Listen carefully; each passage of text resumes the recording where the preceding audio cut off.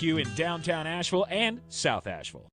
At Tractor Supply, we know that a winning season out here takes practice, teamwork, and a can-do attitude.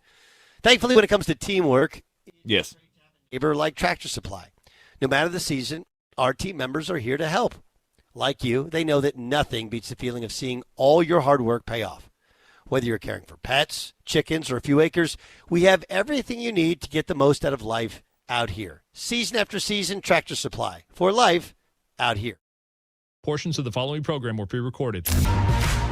It is ESPN Asheville 92.9 FM, 880 AM and 1400. The Sportsocracy, heard everywhere you go on the iHeart Radio app. We are seen everywhere on YouTube. Just go to thesportsocracy.com, click the live video link, subscribe to the channel so you can join us in the chat each and every day. It is a Wednesday here in the Sportsocracy as we continue the stroll through the draftmas season. We got more stroll. Is it? Teams. That's an aggressive way to term that. Well, you could call it a trudge. I feel as though my foot has been attached to the back of an 18-wheeler by a very long rope, and I am being dragged through broken glass because I am tired of being asked about the same 8 irrelevant prospects. What do you mean? Zoff Frazier. Dude, I don't know you. You might save drowning puppies. You might feed the homeless. I don't know what you do, but the sound of your name has gotten to a point where it is pissing me off in a way that I cannot even begin to explain to you. It's amazing where the hype comes from sometimes. I did a phone interview this morning from my bed because that's how tired I was because I worked through the night last night. Mm-hmm. I did it from my bed, and the first question they asked me was Zoff Frazier, and I went, this is not going to go well. In my head, I went, this is not going to go well, and it didn't. Right. Because of the 8 names that I am referring to that I am tired of hearing, I think they asked me about 6 of them. All right, so Jeremy feels like, it's like running through a cornfield backwards, apparently, for him during the NFL draft. That's a really good analogy. Running through a cornfield backwards and Vaseline's in the barn. Just getting cobbed. Just getting cobbed left and right. Yeah, call me Randall. There's so many players in this draft that we don't talk about that deserve to be talked about. And then there's so many guys that people get locked into, and I can't figure it out. I don't know what it is that you're seeing. Is it just these tall? Is it just these fast? I mean, because in terms of ability to play, it's not – I mean, he's fine. Mm-hmm. I'm not mad at you. Just you're not asking me about other 5th or 6th round picks. Should he go in round 3? Oh, good God, no. And then, again, this is Zoff Frazier from UTSA. Yeah. Cornerback. I mean, he said it to me, and I went, I don't think I've ever heard of that guy before. And I went and watched some highlight reels and went, yeah, he's fine. Yeah, I mean, look, and there's a lot of guys. Pretty decent American Conference cornerback. You worry too much about the American Conference thing. The American still plays a pretty high level of football. It's not like we're talking about him playing in the Southland, okay? So it's... Well, I mean, yeah, I guess. I mean, it is clearly a lower level of football. For sure. And I don't dispute that in any way. I just, we're to this point, and I'm so dug in, and I'm so tired of certain things. Right. Well, I mean, this is the moment that you hit the wall. You got to fight through the wall because we are just 22 days away from the start of the 2025 NFL Draft up in Green Bay, Wisconsin. The Eagles Living the Dream Tour will be heading that way with the Parks Ford of Hendersonville mobile studio. It's going to be another great journey. Another interesting experience, getting to experience an NFL city, even if it is one of the smallest NFL cities. We've been to Indianapolis. We've been to Detroit. Green Bay is this year. I think Pittsburgh's next year. Is that right? Yes. The Yinzer draft. Ooh. Which I'm wide just looking for receiver some- would you like to take out of this draft? I just want me some Pomani Brothers sandwiches. That's all I want. Oh, dude, you will see a side of me next year. Like, Jeremy's home. I'm back amongst my people. Oh, is that Yinzer. part of your people? Do it. West Virginia, do they get lumped into that? Oh, yeah. crowd? Oh, it's only like an Okay. hour away from the campus. So, Oh, okay. Yeah, I guess that is right. I never really thought about where. but put it Where this that way. sits, but I'll be that's pretty decked close, out. yeah. So today I'm wearing a lovely Florida State dry fit hoodie, which I've determined that my entire wardrobe now needs to be dry fit hoodie. I don't want to wear anything else. It's just this or nothing. It's what I want. Now in Steel Country next year, you will be all West Virginia the entire week. Right. NFL owners meetings taking place today, wrapping up today down in Palm Beach. We had some rule changes come out of it. You didn't get your playoff switch, the playoff seating proposal. Well, you said that yesterday. You do realize there's another set of meetings that just because we didn't get done here does not mean it will not get done. Well, when the reports are that they tabled both of those ideas. They say that every year. The that table tells me that means they're they not tabled going it to do until that. May because they reconvene right after the draft. Right. That That's what I'm literally saying. changes nothing. You're not getting that this year. But Is what I'm that's what I'm telling you. You're looking at that the wrong way. They've tabled it in that they're not going to vote on it at the owners' meetings in Florida. They meet again in May, and they very well could vote on it there. Absolutely. It's just like the sale of a team. Just because you don't do it the first time, they meet 3 times in the offseason. Don't throw dirt on that just yet. Now, my touche-bouche, you can probably throw dirt on that because they didn't have as much support as I thought. Right. Now, a playoff thing, there's a lot of support, and I'm going to call that the Baker Mayfield rule. The Baker Mayfield rule. Yes, but we won a home game. Well, I want to be one of I want to be the 6th Spice Girl, not because I want to tour with them, but because I want to tour with them. Right. Nope. But the overtime rules have changed. Finally, everybody's getting the ball in overtime. I think that broke just yesterday, right before we went off the air. We're getting kickoffs. The touchbacks come out to the 35 now. I did not realize that with the how few actual plays we got out of last year, and they're saying that by moving the touchback to the 35-yard line, that we could see a 60 to 70% increase in returns next year. I'm all about it. I mean, I'm here for it. I think it's stupid. I think we've been chasing a problem that is so easy to fix for so many years.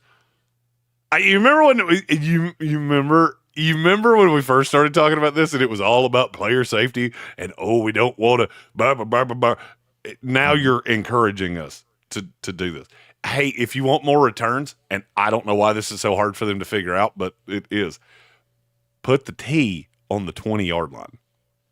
I've been doing this for over a decade, and I count on one hand the number of people I've ever seen that can kick a ball consistently 90 yards in the air. Right. Because that list is basically just a piece of paper with Sebastian Janikowski's name on it.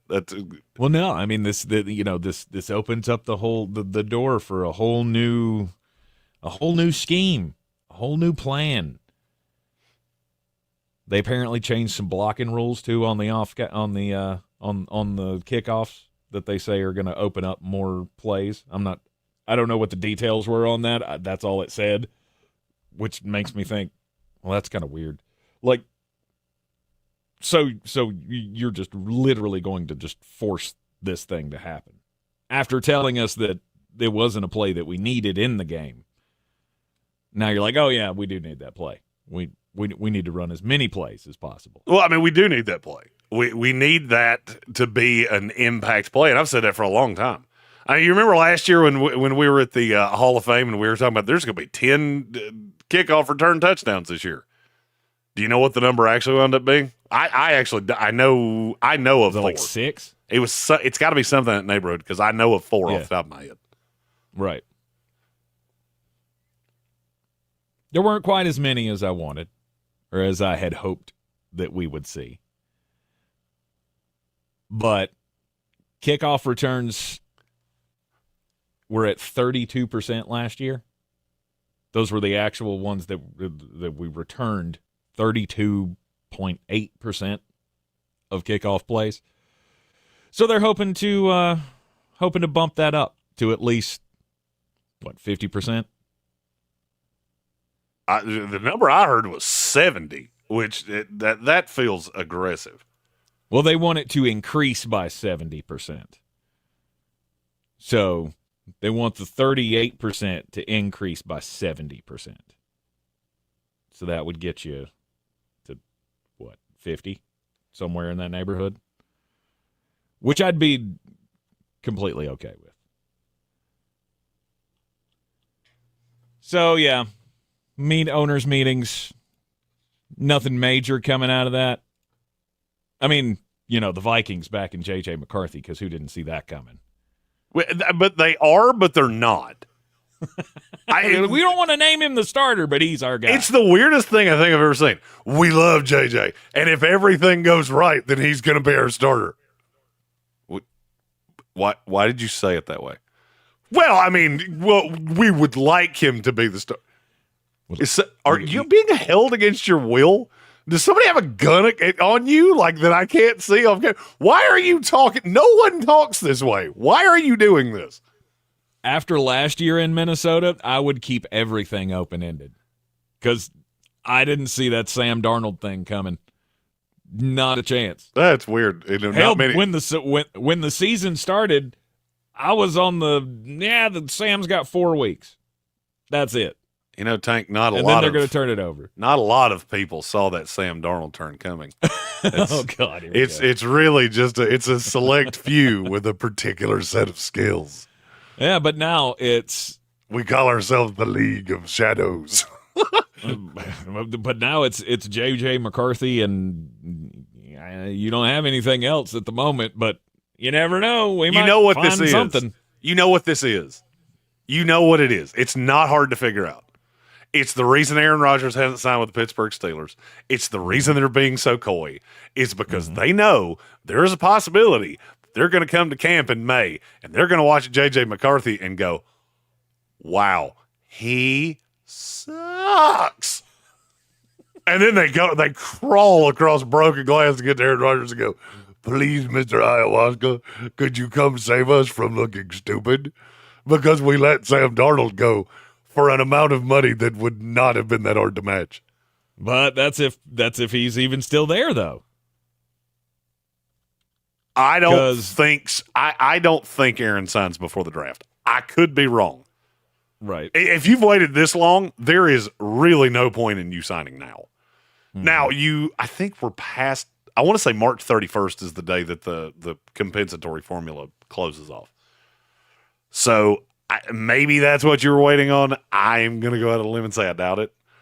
I will say Aaron Rodgers wants to keep that mini camp thing from being a thing, so he will wait until the middle of May to actually sign on the dotted line. He also wants to be in Minnesota. And there was an episode of How I Met Your Mother with Carrie Underwood, where she's just super hot, and she's friends with Ted, and they're hanging out, and she's got a boyfriend, and she keeps, well, we can't be together for now.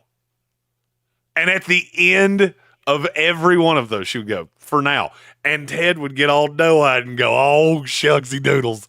That's how I feel like things are going with the Minnesota Vikings. They're telling Aaron Rodgers, we can't be together for now. But that could change. And as long as it's for now, you're on the hook, bruh. Well, Art Rooney is talking as if it's a done deal for the Pittsburgh Steelers. He said that It's headed that way. I did love that he said, I keep hearing that it's headed. Who are you hearing that from? Because I know for sure it's not your GM, because he'd have told you to shut all the way up.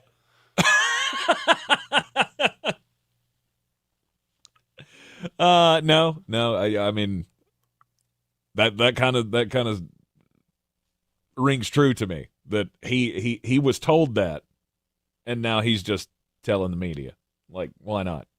The Pittsburgh Steelers, to me, what are we going to do at quarterback, guys? It looks like we're going to get Aaron Rodgers. Okay, well, guys, it looks like we're getting Aaron Rodgers. Can I ask you a question? And I mean this to the depths of my soul. When was the last time you watched something the Pittsburgh Steelers did and go, yeah, that's what a smart team does? Mm-hmm. It's been an obnoxiously long time. It has been. That's why it's so obnoxious that they keep making the playoffs. That's why it was so obnoxious last year when we all pretty much felt like this is not going to go well with Justin Fields and Russell Wilson. I can remember before the season started, making the declaration that there's no way they go into the season with both of these quarterbacks still on the roster. And then they did. Justin won some games, and then Russ came in. And remember, we lambasted Mike Tomlin for insisting that Russell Wilson had gas left in the tank and that he was the quarterback for this team. And then Russ comes in, and he was the quarterback for the team. He wasn't absolutely terrible doing it. They still won enough games. And now you're sitting at this point where what is the next decision that is dumb talk that is just going to come out looking Steelery? Just okay. Because it seems to happen every year.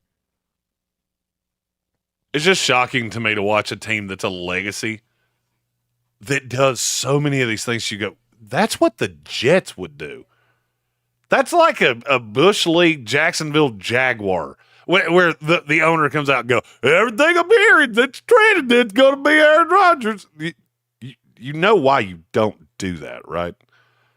A, you just put pressure on a guy who does not like pressure. B, you just set yourself up for an absolutely categoric fall. Because when you start Mason Rudolph on September the whatever of next year, after you've told your fans, oh, I think it's going to be Aaron Rodgers, they will boo and boo and boo and boo and boo. But is that just an offhand comment from Art Rooney, or is that, look, we're going to make this happen? Look, the city we're not settling for Mason Rudolph. The city of Pittsburgh loves flatheads when they're in cars. They do not love them when they are your quarterback. Flathead's a kind of engine. I saw that look on your face of, I have no idea. A flathead's an engine in a classic car. Okay, Pittsburgh's really into screwdrivers. Noted. They're not into flat-headed quarterbacks who get their dome caved in by Myles Garrett. It's one of those things that no owner in the league would say that. Like, no really good owner in the league would do that. But there's no win to it. What do you think you gained here? You think your fan base is going, oh, yeah, we're getting Aaron Rodgers? They were already doing that. Mm-hmm. Now all you've done is put yourself on the hook if you're not able to set the hook and reel this fish in. It confounds me. It confounds me, Tank. It just it ruffles my feathers. I mean, the more and more I read the actual words, words have meaning in this life, regardless of what, you may believe about social media, but words have meaning. And when you read the actual words that he said, we keep hearing that he's headed in our direction. I'd say we feel pretty good about it at this time. So is that I'm hearing that inside the building, or look at all these people, they're talking about it, I guess it's going to happen. They're not the ones making the decisions, though. That kind of attitude. Or was this him sharing stories from behind the scenes that he shouldn't be sharing? So here would be my question. Does it matter? If he doesn't say that, are we talking about this today? No. If you just keep your mouth shut, we don't talk about this today. Mm-hmm. Pittsburgh Steelers fans don't go, oh. Pittsburgh Steelers fans that are blowing up our mock drafts, going, they're not gonna take a quarterback. We're getting Aaron Rodgers, and we're gonna win the AFC, and we're going to the Super Bowl, and Aaron's gonna ride out a winner.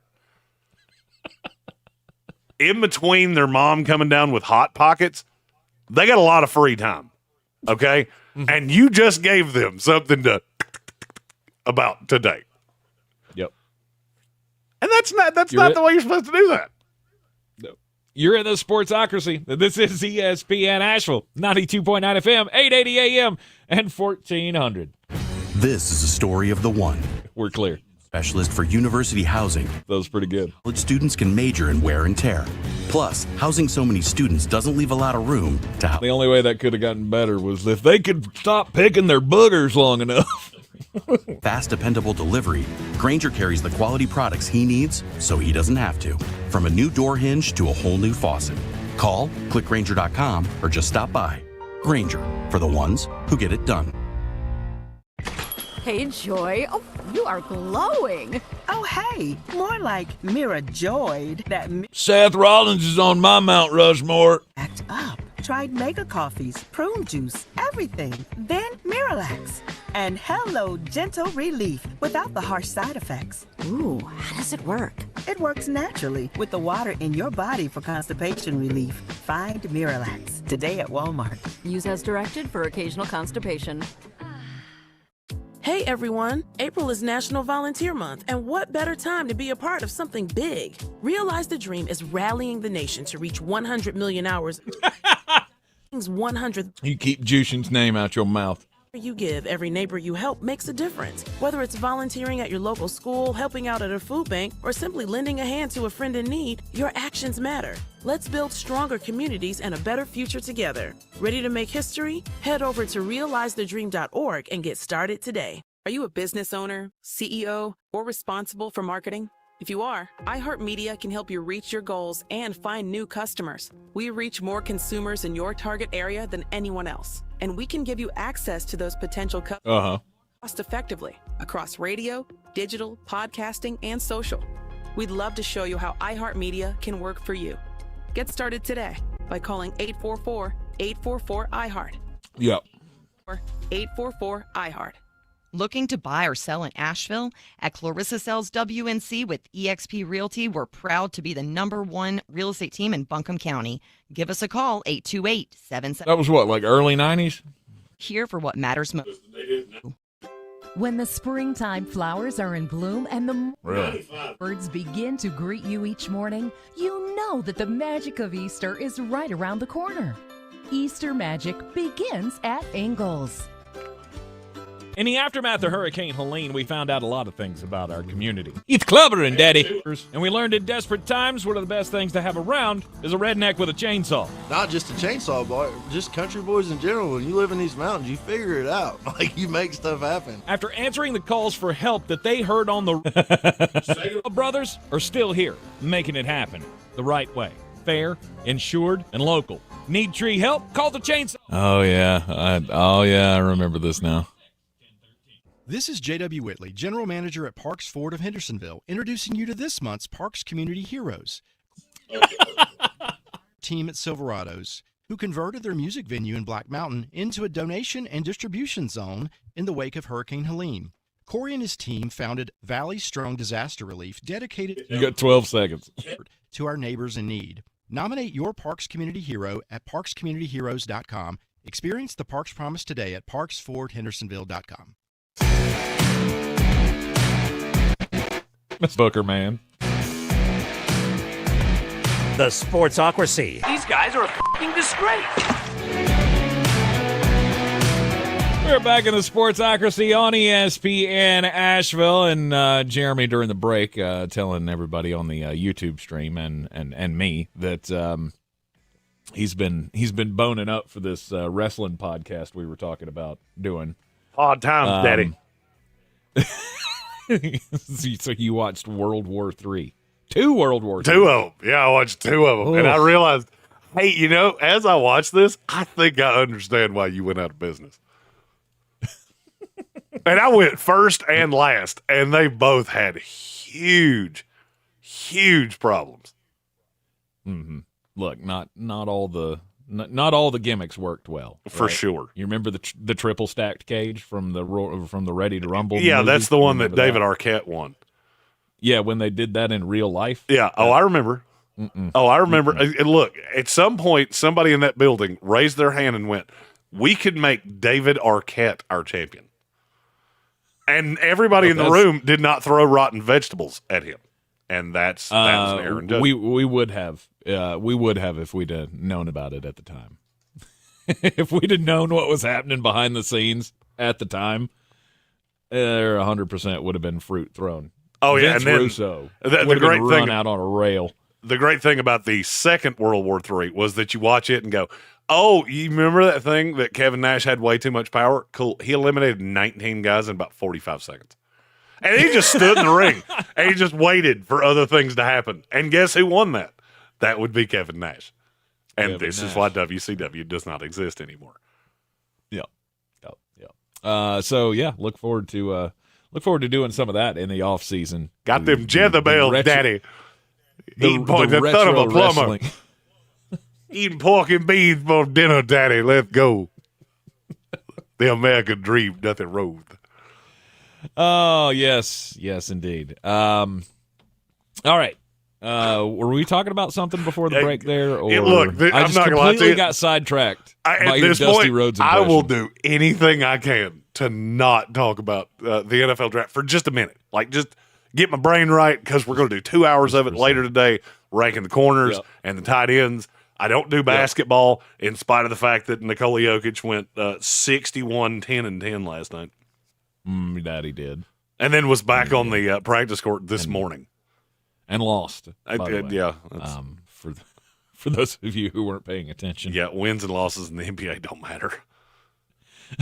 We're about to go through a 4-fortnight playoff. I think we'll be fine. Too much. They settle Wimbledon in a single fortnight. The NBA, we need 5. I don't think you do. You got to get those games in somehow, right? Yeah, I mean, playoffs have to be at least 48 games long. We don't worry about such things in the state of North Carolina, though, because, what are the playoffs? I don't remember what those are. I mean, for North Carolina basketball fans, that's a lot like talking about a Sasquatch. It's grainy video from a long time ago. Mm-hmm. You don't know. Oh, I remember Baron Davis once. You remember the legend that was Emeka Okafor?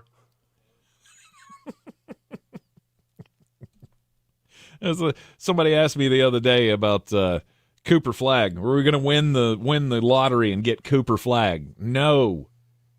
Things like that don't happen for Charlotte. Yeah, the Shaquille Charlotte's O'Neal gonna get draft. Guess who was the last 2 picks? Yeah, guess who had 2? Charlotte. Mm-hmm. That was back when the NBA wasn't rigged. Hey, we have 2 really small markets.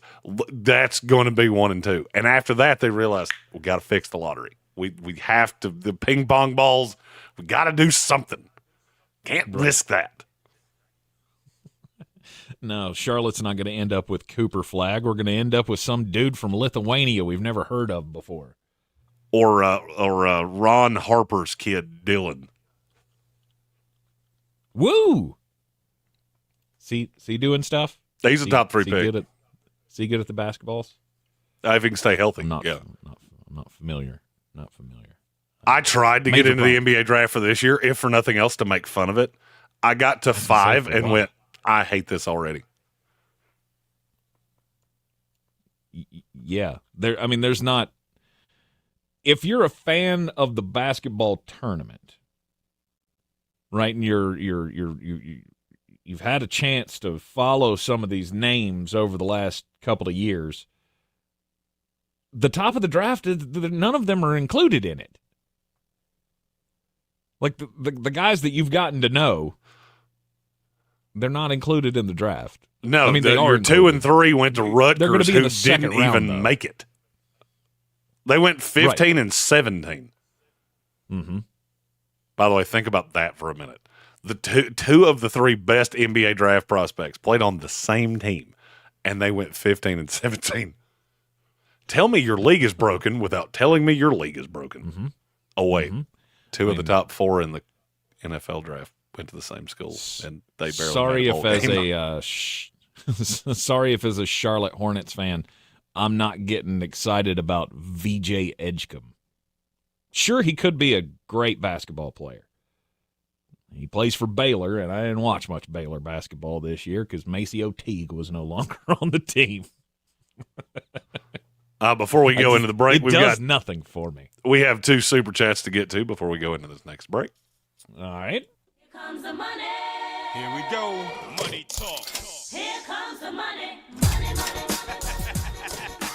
Soaring Eagle on the first one said, Za Frazier. That sounds like someone who uses Waymo way too much. If you don't know what Waymo is, Google it right now. I did, and it looks like it's about automated cars. Okay. See, to me, Za Frazier sounds like he was a villain in one of those god-awful sci-fi movies. General Za. It's so Superman. Is that what that was? I saw somebody took a picture with a guy that played General Zod, and I'm not going to lie to you. Yes. I did not care enough to Google it, and I went, I know I've heard that name. You went, Za Frazier. Oh, yeah, it's that stupid superhero that doesn't make any sense. Hey, he does nothing to his face, but nobody can recognize him because he puts on glasses. Mm-hmm.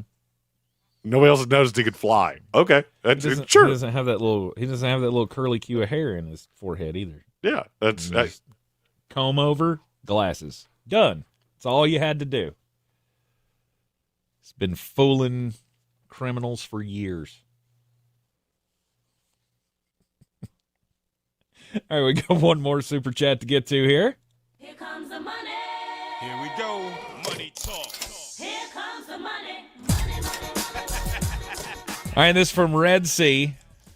It says, ladies and gentlemen, your starting quarterback for the Pittsburgh Steelers, whack-a-mole Mason Rudolph. Hey, it's okay. He'll be backed up by Jalen Milroe. And then you can start this cycle all over again. The false hope narrative with the Pittsburgh Steelers. Oh, it's going to be anything we do is going to be fine. Yes. At some point, that's not going to happen. Yeah, I mean, fine is the only word because it's never good. Mm-hmm. It's never bad. It's just, you're just kind of here. I'm trying to even think of a way to explain the Pittsburgh Steelers. They're like the Jamie Kennedy of the NFL. You see him in a movie and you go, hey, I know who that guy is. Oh, and he's dead. Oh, there he went. That was fun while it lasted. He's here too. Oh, he was in the movie for 6 minutes and then he was just gruesomely murdered. You're in the Sportsocracy. This is ESPN Asheville, 92.9 FM, 880 AM, and 1400. ESPN Asheville, your mountain weather forecast. Not much rain over the next couple of days. High pressure is going to keep most of the rain. You're clear. Rest of us will head on through the day with a partly sunny sky. Might get some sunshine and maybe a rain shower or two. A little breezy, 65. Tonight, chance of showers, maybe a thunderstorm after midnight, 60 degrees. Thursday, a few showers, maybe a thunderstorm in the afternoon. The morning may have some fog. Otherwise breezy and some sunshine, 80. How about Friday, partly sunny, 88. I'm meteorologist Ray Stijic from the Weather Channel. This report is sponsored by Rapid Radios. Rapid Radios are instant push-to-talk walkie-talkies offering national LTE coverage and no subscription ever. Perfect for instant contact with an aging parent. For a limited time, go to rapidradios.com and you'll get an extra 60% off, free UPS shipping, and add code RADIO for an extra 5% off. Thy ticket, Lady Jennifer of Coolidge. Well, many thanks, good sir. Here'th my Discover card. They accept Discover at Renaissance fairs? Yeah, they do here. Let's see if they can hear me in the breaks. Now. Getteth with the times. With the times? You're playing the lute. Yeah, and it sounds pretty good, right? Discover is accepted at 99% of places that take credit cards nationwide. Based on the February 2024 Nielsen report. iHeartRadio Earth is here with little tips for a healthier planet. When dining out or shopping at the grocery store, ask for sustainable seafood. By choosing sustainable seafood, you can help reduce overfishing, bycatch, loss of top predators, illegal fishing, and other harmful I environmental guess it impacts. helps if you put your Brought to you by microphone in iHeartRadio the Earth and source. the National Environmental Education Foundation. It does help.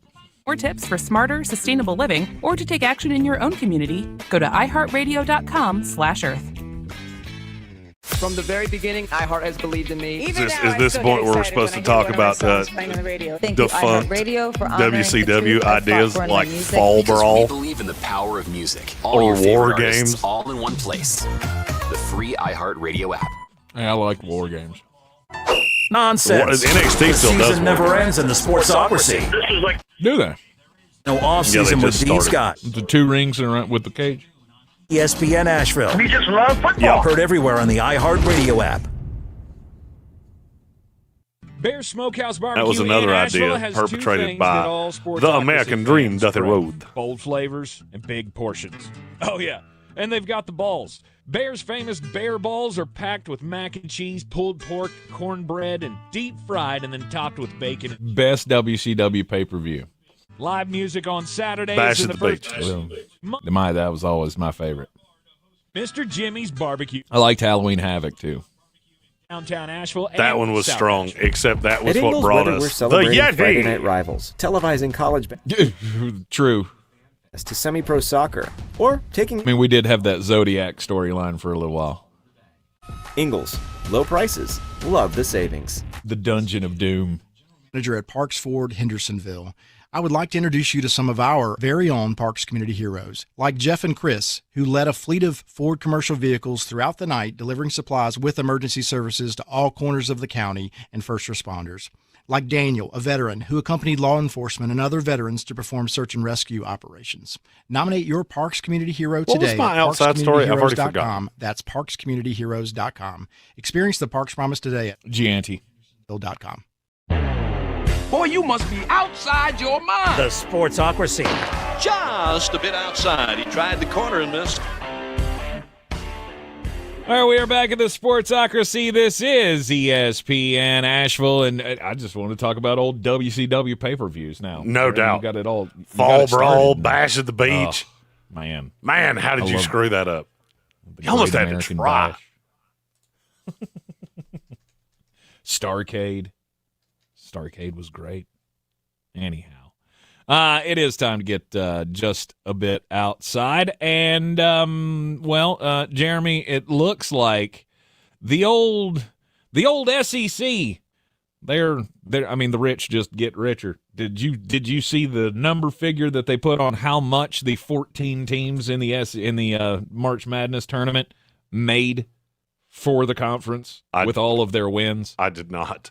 $70 million. They made $70 million. That was just on the units, right? You get a certain amount of money for winning per round. You win all the units, and you add up all the money at the end.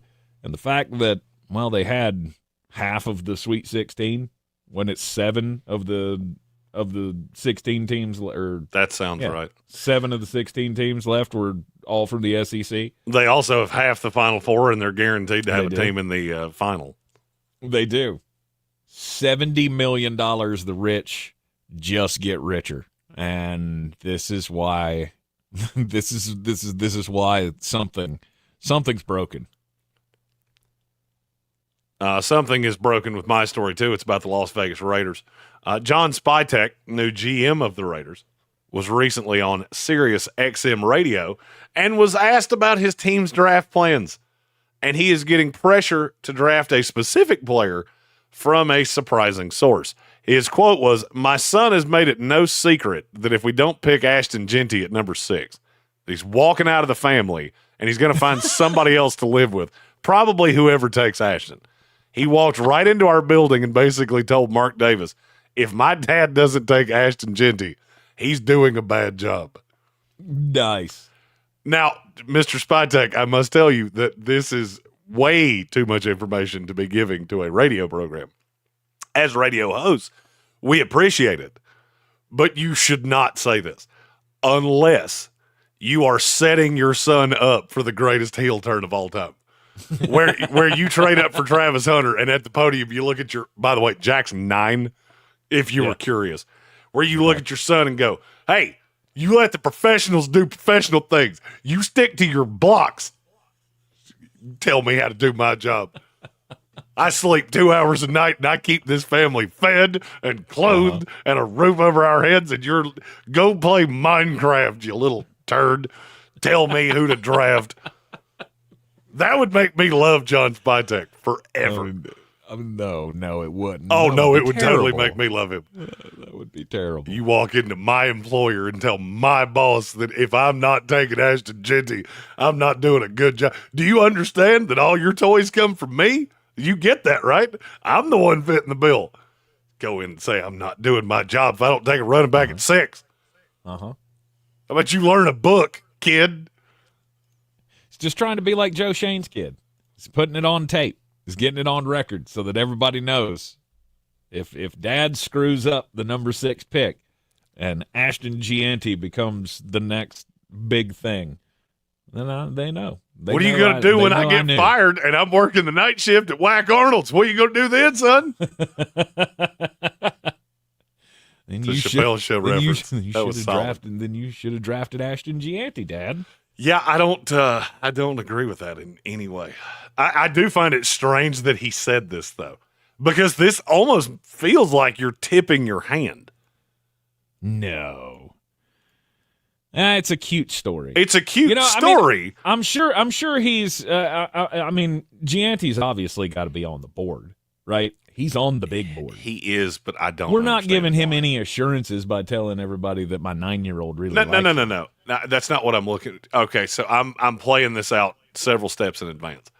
Okay. So let's say you do what I think they're going to do, and you trade up for Travis Hunter. When you bring him to the podium, how long do you think it's going to take before one of those guys in the press pool asks about Ashton Jeanty? 3 questions at most. Okay. This is just not using the media well. This is the same thing I said about Pittsburgh. It's cute. This is a sweet little cute story. The only problem is that there's so much media now. Somebody's going to run with this. Somebody that thought you should take Ashton Jeanty, then you're putting undue stress on whoever you take in the second round or second day. Because I think if they don't take Jeanty, they're taking a running back the second day. And I guarantee you somebody's hearing this going, you're overthinking this. I'm not, though. Because I know how these people work. I sit in press pools with these guys. I know what they talk about. And so you open this up, and this is just one of those questions that you could, it sounds like a stupid thing. That he just said this about his kid, and it was cute. Mm-hmm. That's all well and good. That's not how people are going to treat it. You will get media guys that will now compare whoever you take to Ashton Jeanty because you opened that door. I mean, they were going to do that anyway. I don't know that. Oh, yeah. You take a running back in this draft and you don't take one in the first round? The draft guys would not. I'll just go ahead and tell you, there's not a draft guy on this planet that would begrudge you for not taking Ashton Jeanty at 6. Really? No. He's a good kid, but name me the analyst that doesn't tell you this is the best running back class we've ever seen. Mm-hmm. Yeah. Look, we were almost universally in agreement that Mel Kiper was a witch, that he had said years ago you should never take a running back in the first round. Mm-hmm. I'm still of the belief that I don't ever want to take a running back in the first round. Absolutely. Mel just said it yesterday. They were doing his mock draft, I think it was yesterday, on Get Up, and he said it again. I absolutely would not take Ashton Jeanty at 6. I think you Mel do not Kiper's take a running cyborg. back. He said you do not take a running back in the first round of the draft. He said it for 25 years, and it's never changed. And you know what? Every now and then, he said I could be wrong. You know, I'd have missed out on Christian McCaffrey. I'd have missed out on, all of these other first-round running backs, and oh well. Because for the most part, it's just not a position of need. It's not at the top of my board. How has Mel Kiper Talent-wise? aged 5 years in 41? I'm not sure. He's plastic. And his hair has never moved. No. It's getting shorter, but it just that's because of the times. So now the bouffant that he once had is not as stylish as it once was. So now it's getting shorter. But it's all still perfect. I'm convinced he's bald. He's completely bald, and that's just a hat that he's been wearing for all these years. I can tell you, I've seen him up close and personal. Hollywood history. He is not bald. That is his real hair. I can attest. I have seen it up close. You ain't touched it, though. I have not touched it. See, when we go to Green Bay, if we pass him again, you got to snatch it off his head. See if it. I'm afraid it's sharp. We can go viral. Like I'm afraid if I touch it, I'm gonna bleed.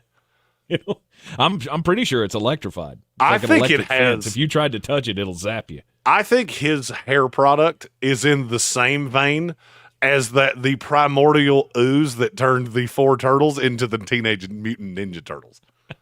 And if you touch it, it has its own self-defense that will prick your hand. We love Mel. Oh, man. Mel is the OG godfather of the NFL draft. Absolutely. But there are, it'll be a discussion. It will absolutely be a discussion regardless. Because so many people have pigeonholed you, right? You're not tied to it, but so many mock drafters and so many fans have done their own mock drafts, and so many fans are in love with the idea of Ashton Gianti being the home run hitter for the Las Vegas Raiders, that if you don't take him, and whoever you take, if you trade up and get Travis Hunter, that's going to be all. I think it's going to be awesome. You can't miss doing that. But if you sat at 6 and give me a player that they could take that would tick everybody off. At 6? At 6. Shamar Stewart. There you go. That would be the most Raider thing in the history of the Raiders. They take Shamar Stewart or like Jalen Walker or something dumb like that. And I don't think everybody would universally hate Jalen Walker. Yeah, but it depends on what happens. Let me. Right, it's going to depend on if you pass on Ashton Gianti and he ends up going to the Chicago Bears at 10, and you could have had him at 6, and you took this bum out of Georgia that was just the next Trayvon Walker. You're gonna hear about it for the rest of your career. But who are you gonna hear about it from? The fan base. Nobody cares what the fan base says. I swear to you, if I do this show until the day I die, the one thing I hope I can impart to you is the people in that ivory tower that are making all these calls. There are 2 kinds of front offices in this league. The kind that do not care. They do not give a damn what you think. Mm-hmm. Or they care and they're already on the way to getting fired. There is a great old saying. It's one of the greatest sayings in the world. You listen to the fans for long enough, eventually you'll be sitting with them. Sure. And look, a fan getting upset you didn't take Ashton Gianti, I'm going to level. And I'm going to be as nice about this as humanly possible. Mm-hmm. I want you to think about every running back that's gone in the top 10 in the years I've been doing the draft. Leonard Fournette, Ezekiel Elliott, Saquon Barkley, Christian McCaffrey. Mm-hmm. Do you know what all of those guys have in common? What's that? None of them won squat with the team that drafted them. None of them. 0. Mm-hmm. 0 of 0. Or 0 of 5 or 6. Sure. None of them won anything with the team that drafted them. Mm-hmm. I'll be honest with you. I think if you take a running back in the top 10, you are a moron. In this draft, in any draft. Outside of Saquon Barkley, who was special. He still is special. Mm-hmm. Ashton Gianti's not a top 10 pick. He's not. Fans want to say he is because they liked watching him on that blue turf at Boise. You said Jalen Walker. I would rather you take Jalen Walker than Ashton Gianti. And I don't even really think it's all that close. One of them plays a premium position. The other one plays the deepest position in this draft. Oh, by the way, it's the most devalued position in the NFL. Mm-hmm. But he's got to perform. And if he don't perform... Sure. There's a risk to everybody. Look, everybody makes this sound like Ashton Gianti's just going to come in the league and all this, and he's Barry Sanders 2.0. There's a possibility that he absolutely sucks on ice. And nobody said that out loud, and so I want to be the one that puts it out there. There is a possibility that this kid cannot play dead in a Western in the NFL. Mm-hmm. You are using a lot of metrics on Ashton Gianti that do not make a hill of beans in the NFL. What you did against San Jose State does not make a big squat in the NFC. And for every running back I've ever seen play at these lower levels, I've seen a lot of them come into the NFL and absolutely die on the vine. Mm-hmm. And I won't be shocked if he does. So, yeah, this idea that, well, if the Raiders don't take him, John Spytek will be crucified forever. I don't care if he turns into Adrian Peterson. I don't care. A smart coverer of this league is not going to judge John Spytek for that. Okay. All right. We'll all right. I feel like you will. I feel like we will. I guarantee you I I definitely will. 100% I will. I will never let him forget that. Because it's just dumb. No, it's dumb to take a running back in the top 10. I mean, because look, the average duration of time that you spend with your initial team is like 5 years. That's not good. It really does not make it. It makes no sense to take one this high. Mm-hmm. And had he not been on ESPN every single week, we wouldn't be talking about this.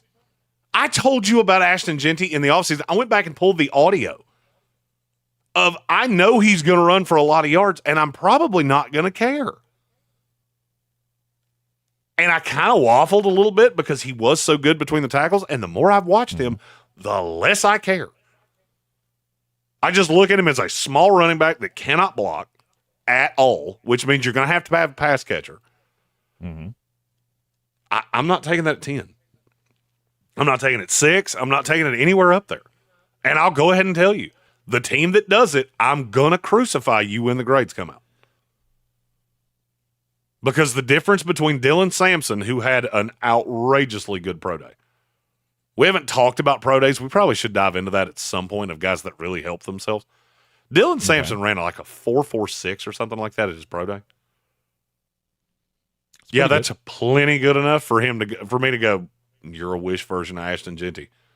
Mm-hmm. I can take you at 100. I have to take him at 6. I'm good. Yes. Yeah. Stephen B has a really good point. Hey, if you need a running back real bad, Ezekiel Elliott and Leonard Fournette are available. Do you know how old those two guys are? Ezekiel Elliott's played for 4 teams in 2 years. Yeah. Do you know how old he is? 31? He's 29. Oh, he's 29 years old, and he looks 85 years old. I mean, that's just the base tenet of this has not changed. Just because we have 24 first-round grades in a draft with 32 picks, and 2 of them so happen to be running backs, doesn't mean that it's a smart pick. Because it's not. Ezekiel Elliott was really good for the Dallas Cowboys for, 4 years? They signed him to a contract, and literally as soon as the ink was dry on the second deal, he was an albatross around the neck of that franchise. They could not get out of that deal quick enough. Mm-hmm. Goes to New England, completely worthless.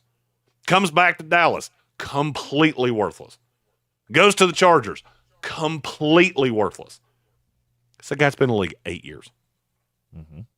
Oh, and by the way, he's exponentially more of a prospect than Ashton Jeanty was. So still no running backs in the first round. That's the rule. Depends on the team. Sum that all up for you. Well, it depends on the team. If the Pittsburgh Steelers, who you're going to need a running back because you can't throw the ball, that's a pretty good team. If the Minnesota Vikings, who need a running back, added one, I'm not going to jump up and down about that. The Las Vegas Raiders have a 36-year-old quarterback. No wide receiver on the roster outside of Jacoby Myers that puts fear in anybody. You need at least one linebacker, maybe 2, probably 2 corners and a safety, and you're going to take a running back in the top 10. Good luck with that. Ask the Carolina Panthers, the Minnesota Vikings, who, oh, by the way, didn't win squat with Adrian Peterson. That's going all the way back to the late 2000s. That was 16 years ago. It never works out. You do what you want to. It never works out. That works out usually pretty well for the team that adds them the second time. which Najee Harris falls into that this year. He didn't go in the top 10, but he was a first-round pick. And I do like him for fantasy footballs a lot this year. Okay, going to the Los Angeles Chargers. You're in the Sportsocracy. This is ESPN Asheville, 92.9 FM, 880 AM, 1400. We've got more prospect rankings to get to here from NFLDraft.net at ESPN Draft Nerd. Jeremy Greene will have his top 13 corners when we return. ESPN Asheville. Your mountain weather. You're clear.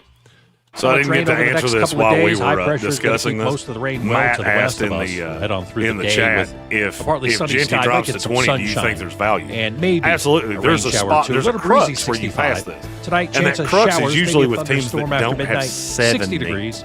Thursday, a few showers, maybe a thunderstorm in the afternoon. The morning may have some fog. Look, I'm looking at my team needs from every NFL team. Friday, partly sunny. There are 88. like 8 teams that have 7 needs. They all pick in the top 12. This report is sponsored by Rapid Radios. Rapid Radios are instant push-to-talk walkie-talkies offering national LTE coverage and no subscription ever. Perfect for instant contact with an aging parent. For a limited time, go to rapidradios.com and you'll get an extra 60% off, free UPS shipping, and add code RADIO for an extra 5% off. This is a story of the one. As a maintenance specialist for university housing, he knows college students can major in wear and tear. Plus, housing so many students doesn't leave a lot of room to house all the supplies he needs. That's where Grainger comes in. With over 1 million industrial-grade products and fast, dependable delivery, Grainger carries the quality products he needs so he doesn't have to. From a new door hinge to a whole new faucet. Call, click Grainger.com, or just stop by. Grainger, for the ones who get it done. Springfest and Ego Days are here at Lowe's. Right now, get a free Select Ego 56-volt battery with purchase of a Select trimmer, blower, or mower kit. Plus, shop today for new and exclusive items you need for your lawn. So get ready for spring with the latest in innovation from Ego, the #1 rated brand in cordless outdoor power. Only at Lowe's. We help, you save. Offer valid through 4/2. Selection varies by location while supplies last. Hey, Joy. Oh, you are glowing. Oh, hey, more like Mira joyed that Miralax helped me go. I was so backed up. Tried mega coffees, prune juice, everything. Then Miralax. And hello, gentle relief without the harsh side effects. Ooh, how does it work? It works naturally with the water in your body for constipation relief. Find Miralax today at your local retailer. Use as directed for occasional constipation. Eat Lux your way with the new $5 Classic, $7 Supreme, and $9 Discovery Lux Craving Boxes from Taco Bell. At participating stores for a limited time only. While supplies last. Price of participation varies. Drinks excludes freezes. Tax extra. Looking to buy or sell in Western North Carolina?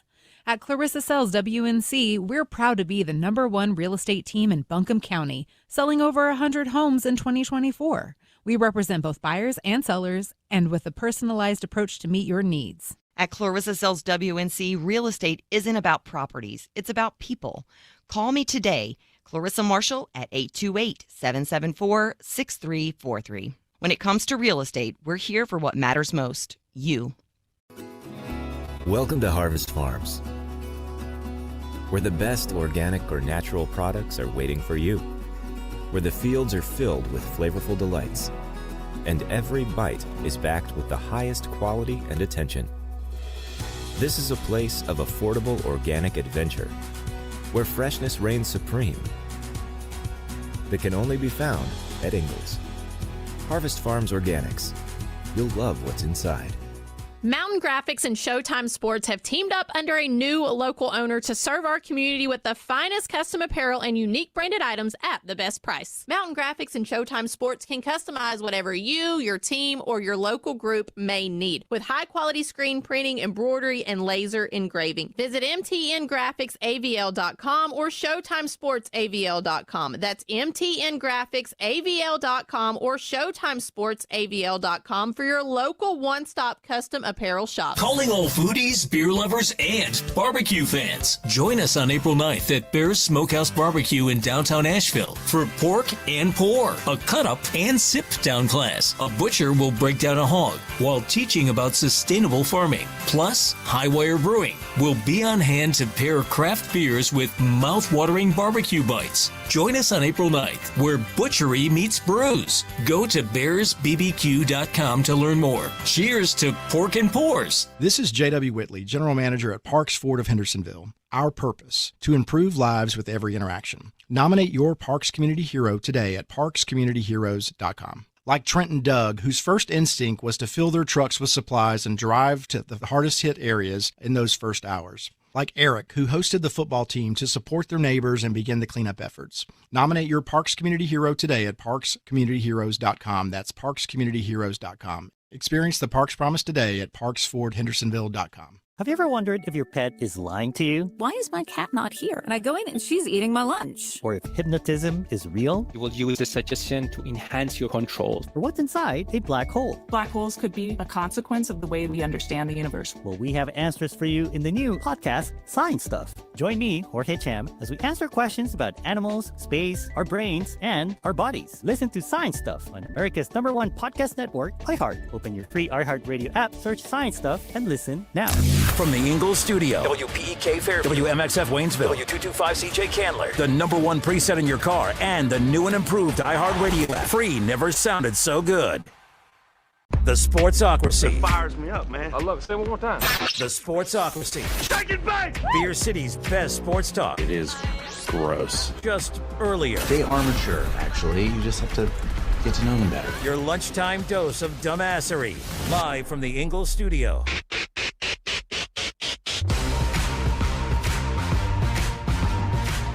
It is ESPN Asheville. The Sportsocracy is coming to you live from the Ingalls studio.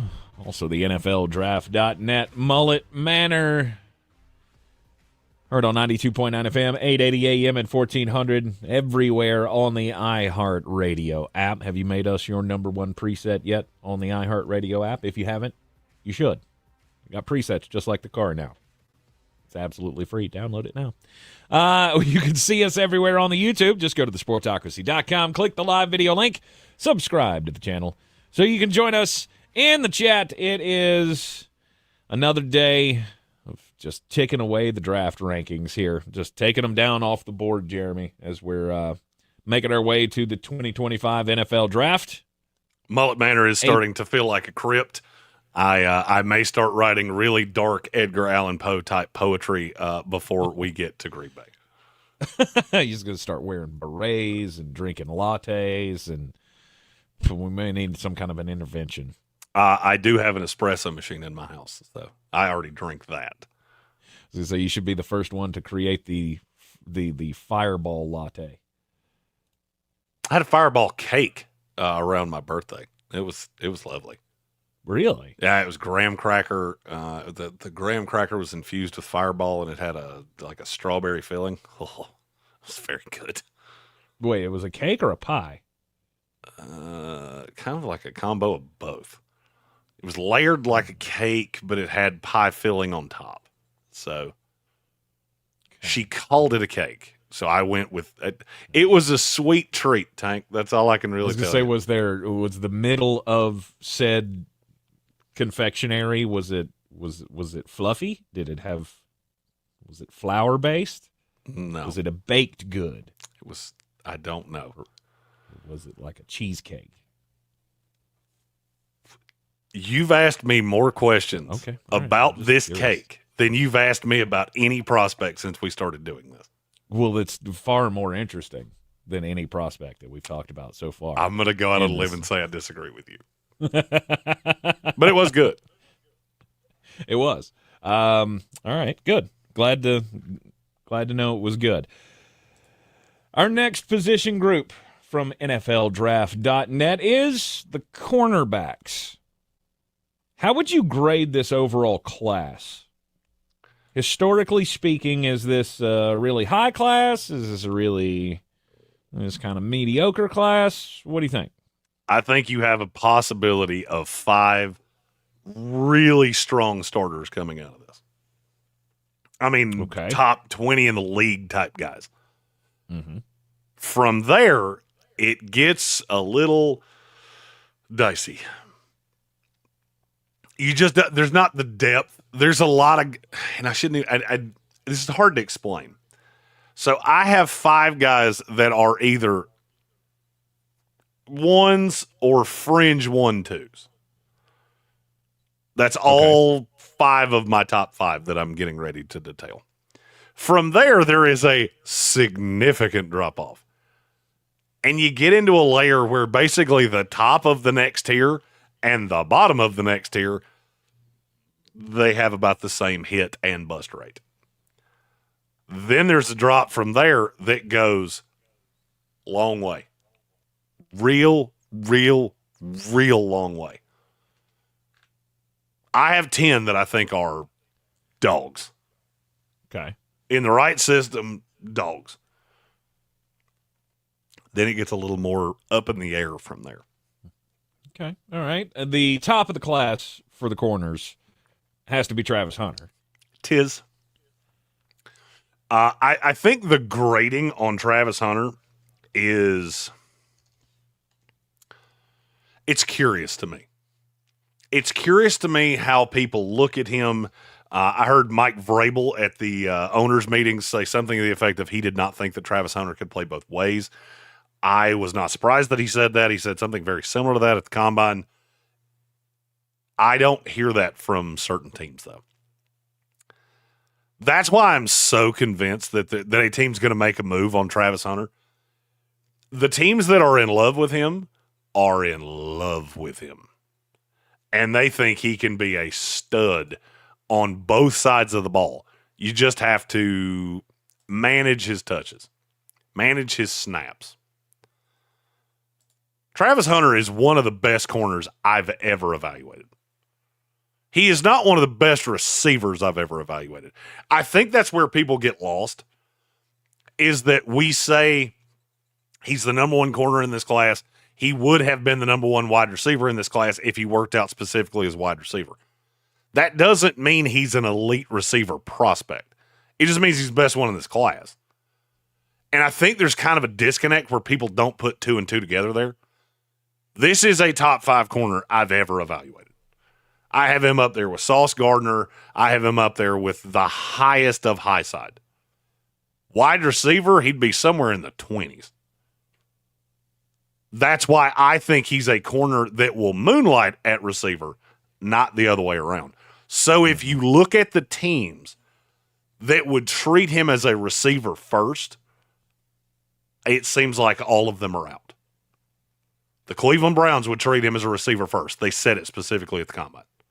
Right. The New England Patriots would treat him as a receiver first. They said that specifically at the Combine. Mm-hmm. That's 2 teams I've been told universally are not in on him. Titans said he was a corner that could also play receiver. If you're evaluating him as a receiver predominantly, there's no shot you're getting it. Because the tape's just not good enough. It's good, don't get me wrong. But so I'll just give you a point of reference. So I put a grade on every player. Anything over a 9.5 is generational talent.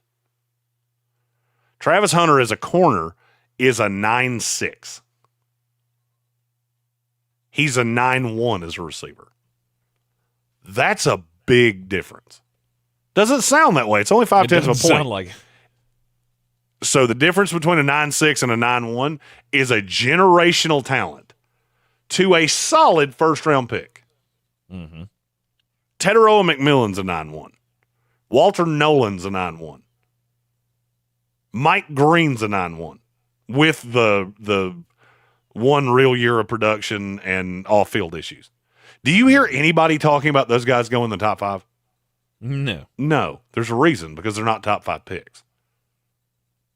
The discrepancy in the grade there is Travis Hunter can solve a lot of problems at receiver in 25 to 30 snaps a game.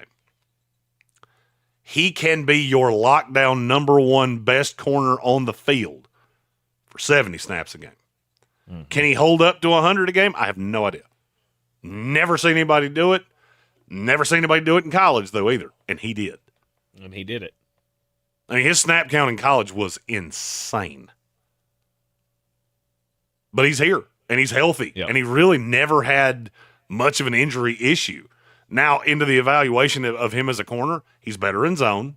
Most of these guys are. I think he can be an elite read and react corner. I think he can be a close to elite man cover guy. But he is better when he can really lock in on a quarterback's eyes. The instincts are phenomenal. Sometimes it's obvious that he's been the best athlete on every field he's ever been on because the technique is not flawless, but it's good. I don't see a lot of miss in him. I think he can play across every different kind of defense that you could possibly throw at him. There are some that I like better, obviously, but I mean, what more do you want from a guy? His man cover grade last year was 83. Zone was 86.8. Overall coverage grade was 90.3. Oh, by the way, he was one of the highest rated corners in this class against the run, too. He's just a dog. He's a dog. He's dog. He's dog. He's dog. Mm-hmm. And if there's not a trade up, I mean, do you see him going to New York? No, I don't. I think the Giants. I'm still. We're in Lion season, and this is one of those years. I told you point blank. I'm either going to win the mock draft contest or I am going to crash out in flames because I am not listening to any of this lying season crap. I think the Giants are still in on Shedeur Sanders. I don't think the Patriots or the Browns are in on Travis Hunter. If I were a betting man and there was no trade, I would say the Jacksonville Jaguars. Now, here's the interesting part that I just got told yesterday. You keep making this trade with the Giants, don't be so sure the Patriots wouldn't trade down 2 spots either. They love Will Campbell, and they're not really overly afraid of Jacksonville taking him over Mason Graham or somebody like that. Right. The opportunity is there for somebody to go get a player unlike we've ever seen. That's what makes him so intriguing, is the fact that for the first time, I actually believe a guy can do this. Oh, I don't just believe it. I know he can. I believe there can be an Iron Man player in the NFL. I don't just believe he can. I know he can, definitively. Now, could you run him out of the league much earlier doing it this way? Sure. There's a possibility that playing both ways, he plays 8 years as opposed to playing 10 or 11 as just a straight nothing but a corner. Mm-hmm. There's also a possibility that we look at him like Patrick Willis, where we go, you were so damn good in those 8 years, I don't care. Exactly. If he can be just a fraction of the impactful player that he was at Colorado, then he's going to have pretty much a guaranteed NFL career. I cannot fathom that a team in the NFL would have the ability basically to turn one top 5 pick into 2 top 10 picks. Because that's what he is. He's a top 10 pick as a receiver. He's a top 3 as a corner. Yes. I cannot fathom a team is going to look at that and go, nope, we're not going to do that. Now, he may practice less than any player in the NFL. That is on the table. But I don't care. He's that good. Mm-hmm. All right, the number 2 cornerback in this class. This one is closer than people would think, just listening to how I have talked about these 2 players. My 2 is Will Johnson. Okay. And I get it. I think he falls into that prospect fatigue. We've talked about him so long. The tape last year wasn't good. He was hurt, had the foot injury. Just go back. Okay. Last year, this was not a national championship team last year. Will Johnson knew what he was. He had to come back because he could not have come out last year. Is there a possibility that he dogged it a little bit once the foot injury happened? Sure. Can you blame him? Can you blame him, honestly? This is a kid that thought he was going to be a top 5 pick. I think the rest of the industry, we were convinced he was a top 5 pick. We were talking about how this was Sauce Gardner, Derek Stingley all over again. Which one do you want? Because those 2 are very similar. Travis Hunter is very Sauce Gardner-like. Will Johnson is very Derek Stingley-like. if you're playing off man, if you're playing off zone, Will Johnson's going to be an absolute bulldog. Now, you look at that San Francisco defense with Robert Saleh. That's why I think that's their drop dead spot, because I can't figure out how they're going to look at Will Johnson and not go, that's the best corner we've ever had, because he was built for that. He's got long arms. He's not crazy fast, but he has some of the best eyes I've ever seen. He's really smooth. He's really good in the back pedal. He's really good driving on balls in zone. The knock is that he's not straight line fast. And if you look at the tackling in 2024, it wasn't awesome. It was in 22. It was in 23. He was not a great tackler last year. And what I'm going to tell you is, if one of your feet is not at 100%, it is hard to propel yourself with the kind of force that you need to be a good tackler. If you're looking at the 23 tape, I get it why you're not jumping up and down about him. What I don't understand is why you're not looking at 22 and 23. 24 was bad. It was with Derek Stingley, too, and he just got $1 bajillion on a second deal from the Houston Texans. Right. So are you saying that the dedication is a question for Will Johnson? Okay. I'm saying you have a guy that is looking at being a top 5 pick that now has a quarterback that would not probably start at your rec league in Warren that played for them last year. Look, the quarterback position at Michigan last year was awful. Name me the player on that team that's a high-level prospect that the 24 tape was better than 23. I'll give you a hint. There's not one. Josiah Stewart, I could argue, but he did not have the depth of tape that the others did.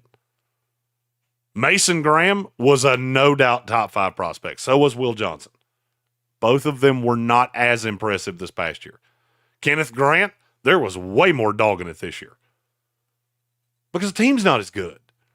You went from national champions to national afterthought. I don't begrudge you that. Where I begrudge you is when you have a team that is a national title contender and you're still dogging it, because you're looking at the next step. Will Johnson's just doing what anybody else would do. I'm stuck here for a year. I would have come out last year if you'd allowed me to. You forced me to come back here. I'm in a bad situation with no quarterback. Running back was not as good as we thought it was going to be. My coach left.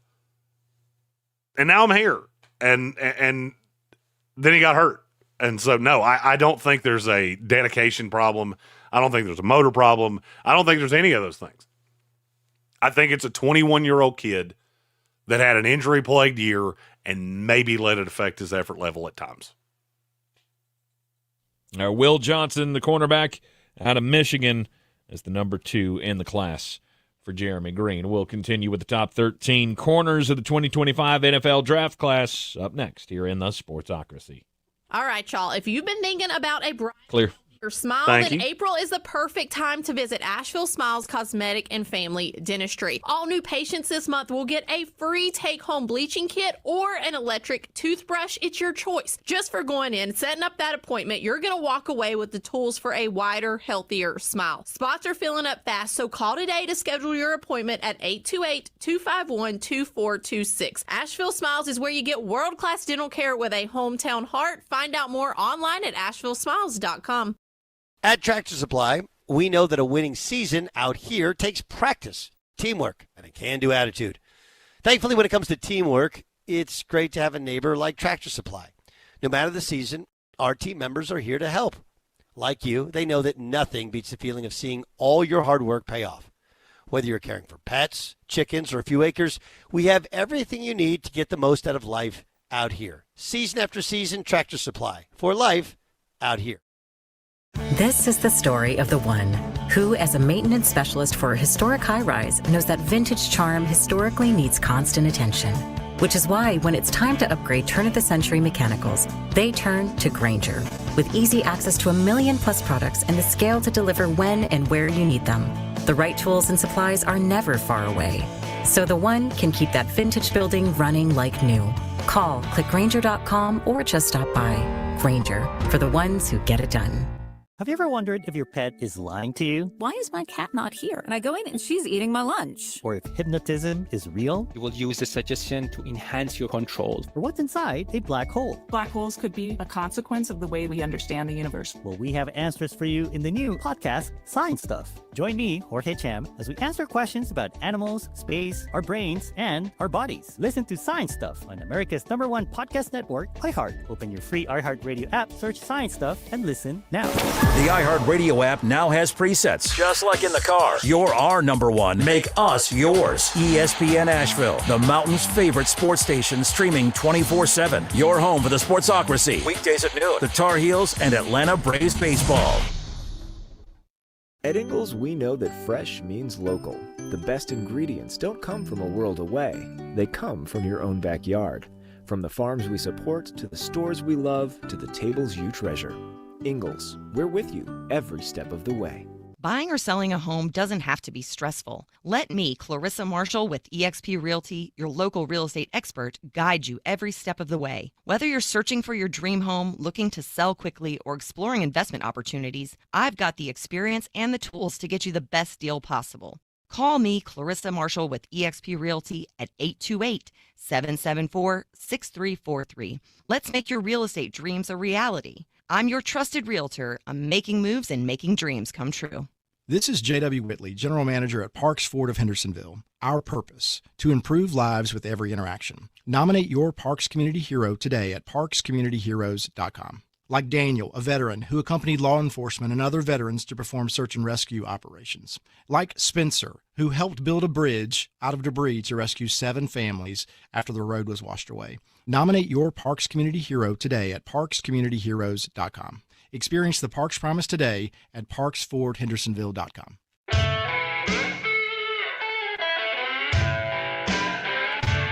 The Sportsocracy. We're just dumbing a bag of hammers.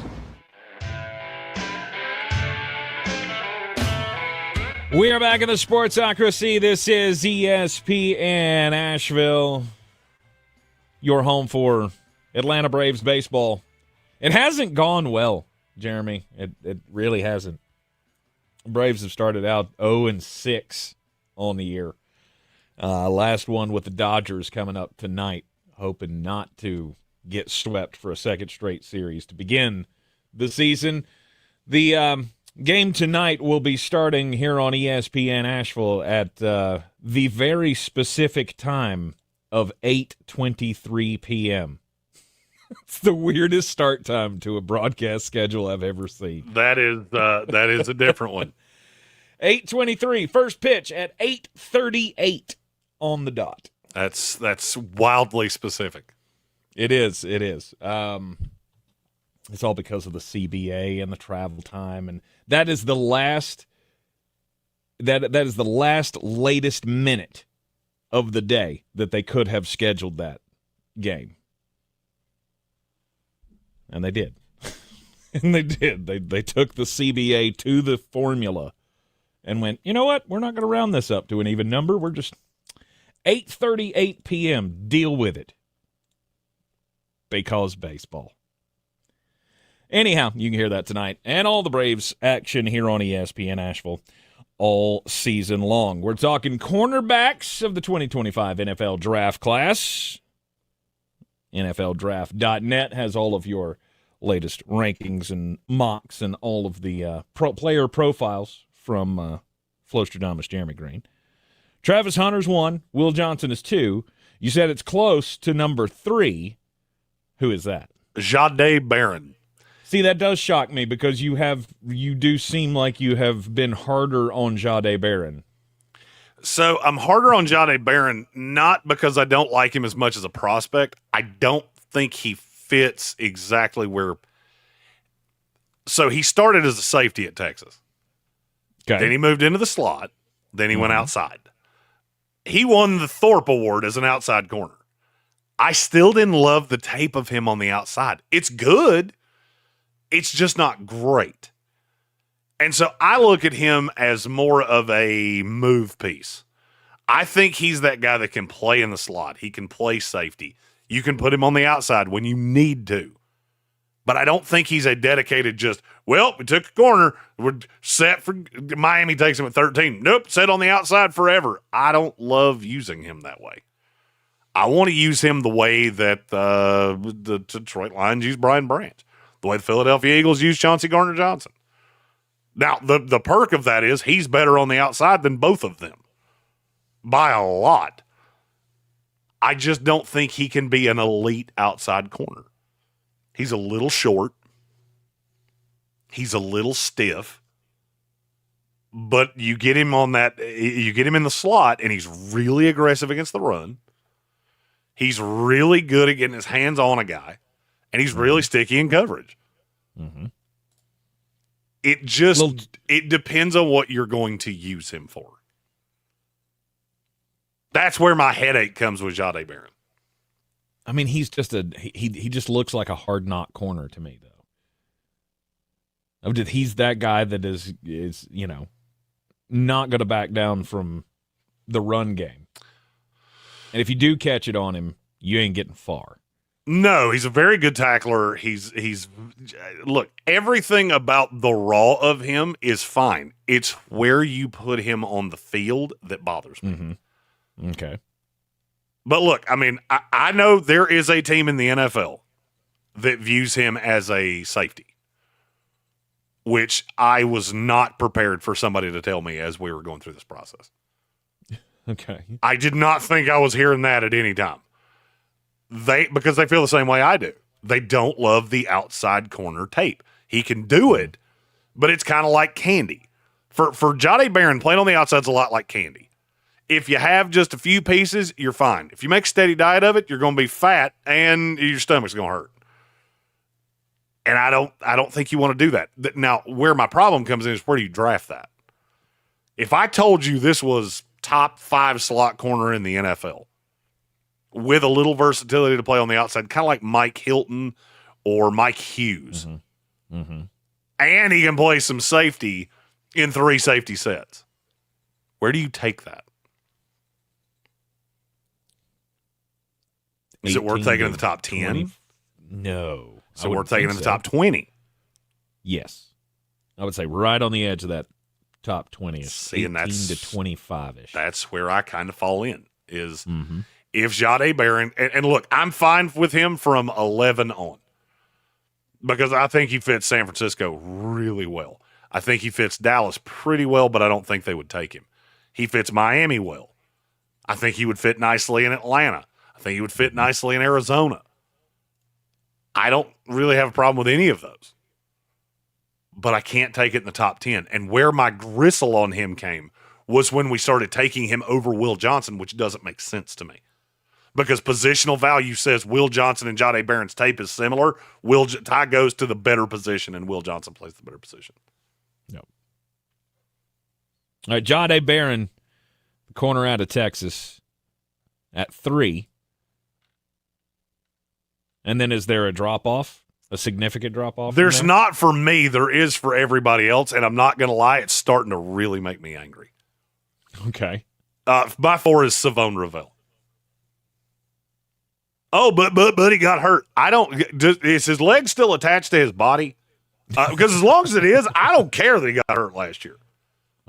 He had a knee injury. Awesome. Do you know how many guys I've seen come back from knee injuries and be just fine? Do you know how many corners I've ever seen that are 6'3", weigh 195 pounds, and I honest to God think would have run in the 4.2s at the combine? Had he not gotten hurt, I swear to you, I think he would have had the fastest time at the combine. And he could have been in a 4.25, 4.26 range. That's how fast I think he is. Excellent in zone.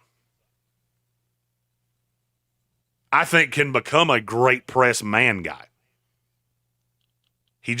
He's raw. I mean, this kid played at a school that I've never heard of for 2 full years before he came to East Carolina. Was an absolute animal in 2023. And I'm not holding the knee against him. I think he's going to fall in the middle of the second round, and a smart team is going to take him, and they're going to be real, real happy that they did. Right, is he a great run defender? No, he's not. He's thin. He's a lot. The Reek Woolen comp is going to be there. It will always be there. It will be there on Darian Porter too, because we just don't have many guys that are this big, this long, and this physical, and this physically gifted. Mm-hmm. But to me, he is special. And no, there's not a big drop off. I have Savone Ravel. He is one of my fringe first round picks. So he's actually my 25. Because I have a first-round grade on him, but the injury is just enough for me to say I can understand a team having a 2 grade on him. It'd have to be a real high one. Yeah. Savone Ravel Jr. out of East Carolina at 4. You want to round out the top 5 before we go to the bottom of the hour break? Might as well. It's Trey Amos from Ole Miss. I love the body on him. He was Bill Workman and Coach Kent Briggs can both attest to this. He was the player that I kept hitting them going, hey, tell me what nobody's seeing on him because I don't get it. Like, why is nobody talking about him in the first round? And both of them kind of looked at me like, yeah, it's a first-round pick. He looks like a first-round pick. And now, as we've gotten real close to the day, here we are. And guess what? Trey Amos is a back end of the first, beginning of the second round pick. Right. He has the best versatility of any corner in this class. And yes, I'm including Travis Hunter in that. Because there is nothing you can throw at him as a corner that I don't feel good about him doing. Travis Hunter's really thin. Like, almost shockingly thin. Trey Amos is not. I mean, he's built like a corner, but he's built like a thick corner, and he is way more physical than Travis Hunter. Mm-hmm. So if I put him in press man, I feel good. He's also got elite speed. And really the only knock I have on him is why was it one really good year of production. He just didn't get an opportunity much at Alabama. I get it. He went to Ole Miss and was an absolute dog. Yep. And I love how Trevor Sikkema said this. He has a CB2 floor with the potential to be a CB1. That's a guy I take at the end of the first round. If you're telling me the floor is he's going to be a really solid second corner in the NFL, it's first round pick. And if I get him in the second round, hunky dunky. And I think he can be a 1. I love him to the Denver Broncos because I think he fits that scheme so much. They're probably not going to take him. But, man, if they did, I would walk away and just say, you outsmarted the league. People say it's a reach. You'll get bad grades. I don't care. Oh, my. I'm just as you're explaining the picks, I'm pulling them, I'm pulling up the reels just to see, like, what remind myself what it all looks like again. They just showed a play from the South Carolina game where Trey Amos lines up on the outside. He's playing press man. Ball snapped. He follows his guy. Guy goes to the back of the end zone. A guy comes around the flat. I think it was the running back, came out into the flat, and he read it and just appeared on the screen. Like he follows his guy to the back of the end zone. This guy catches it at the 2-yard line or was going to catch it at the 2-yard line. So, Trey Amos jumped in front of the pass and went, gone. That's some special kind of vision right there. Trey Amos tape for me is what usually happens, the like dopamine in your brain. Mm-hmm. The same thing happens for me watching Trey Amos film that happens to really fat people when they drive by a cheesecake factory. Like now I don't know if I'm hungry. I don't know if I might be a little turned on. I'm just one way or the other. Something is going the right way because I'm sweating a little bit. Just getting flushed. Keep Jeremy away from your baked goods. I think that's something that we've learned today. You're in the Sportsocracy, and this is ESPN Asheville, 92.9 FM, 880 AM, and 1400. When we come back from the break, we will wrap up the top 13 here. 8 more to go for the 2025 NFL Draft Class. Of course, the Ingles Living the Dream Tour will be hitting the road once again for the draft up in Green Bay, Wisconsin. You can follow us at the Sportsocracy for all the latest draft season news. ESPN Asheville. And you're clear. your mountain weather forecast. Thank you. Not much rain over the next couple of days. High pressure is going to keep most of the rain well to the west of us. We'll head on through the day with a partly sunny sky. Might get some sunshine and maybe a rain shower or two. A little breezy, 65. Tonight, chance of showers, maybe a thunderstorm after midnight, 60 degrees.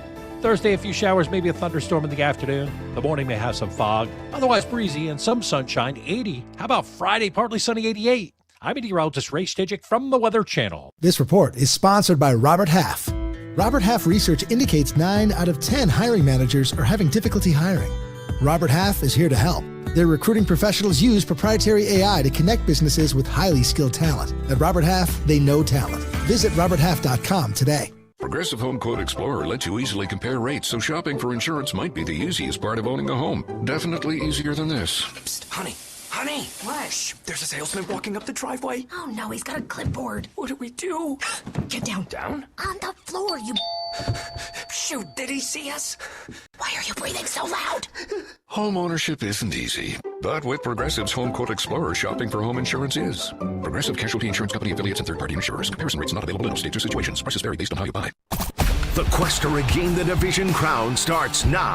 So be here for every huge moment of the Braves 2025 season. First pitch, ground ball right side. Diving stop by Ozzie. Got him. Whoa, what a play by Albies. The mountain's home for the Braves. ESPN Asheville. Fly ball to deep right by Marcel. That's way back and gone. Home run, Ozuna. Join us for Atlanta Braves baseball all season on Asheville's #1 sports station, ESPN Asheville. Our daughter Jessie loves playing detective. A clue. But since we discovered she has sensitive skin, we've been playing detective too. We thought the problem was our puppy. But it was actually our old detergent. Aha. So we switched to Tide Free and Gentle. Tide Free and Gentle provides an excellent Tide clean, and it doesn't leave behind irritating residues like dyes or perfumes, so it's gentle on your skin. Case closed. If it's got to be clean, it's got to be Tide Free and Gentle. From the very beginning, iHeart has believed in me. Even now, I still get excited when I hear one of my songs playing on the radio. Thank you, iHeartRadio, for honoring the truth I've fought for in my music. Because we believe in the power of music. All your favorite artists, all in one place. Did I tell you, or did you get the email from Bob? It has two things that all Sportsocracy fans crave. Bold Which flavors one? and big portions. Oh, yeah. Balls. The congratulations Asheville email yesterday. I think I saw that. Cornbread and deep fried and then topped with bacon and cheese sauce. This is the place to be. Mark actually replied to it. And the first Sunday of every month, they He was like, "Did you reply?" I was like, "Hell no, I didn't reply." barbecue in downtown Asheville and South Asheville. Welcome to Harvest Farms. We're the best And he actually replied. For you. Really? We're the with flavorful delights. I mean, it was, very cookie cutter, press conference speak, but still shocked that he got a personal response. That can only be found That's solid. at Ingalls. Harvest Farms Organics. You'll love what's inside.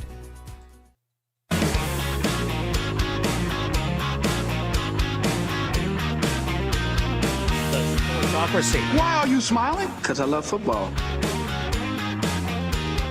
It is ESPN Asheville, the Sportsocracy, coming to you from the Ingalls studio. Also the NFLDraft.net Mullet Manor. Don't forget to make NFLDraft.net your one-stop shop for all prospect rankings and player profiles. It's raining again, so I'm back here in the dark again.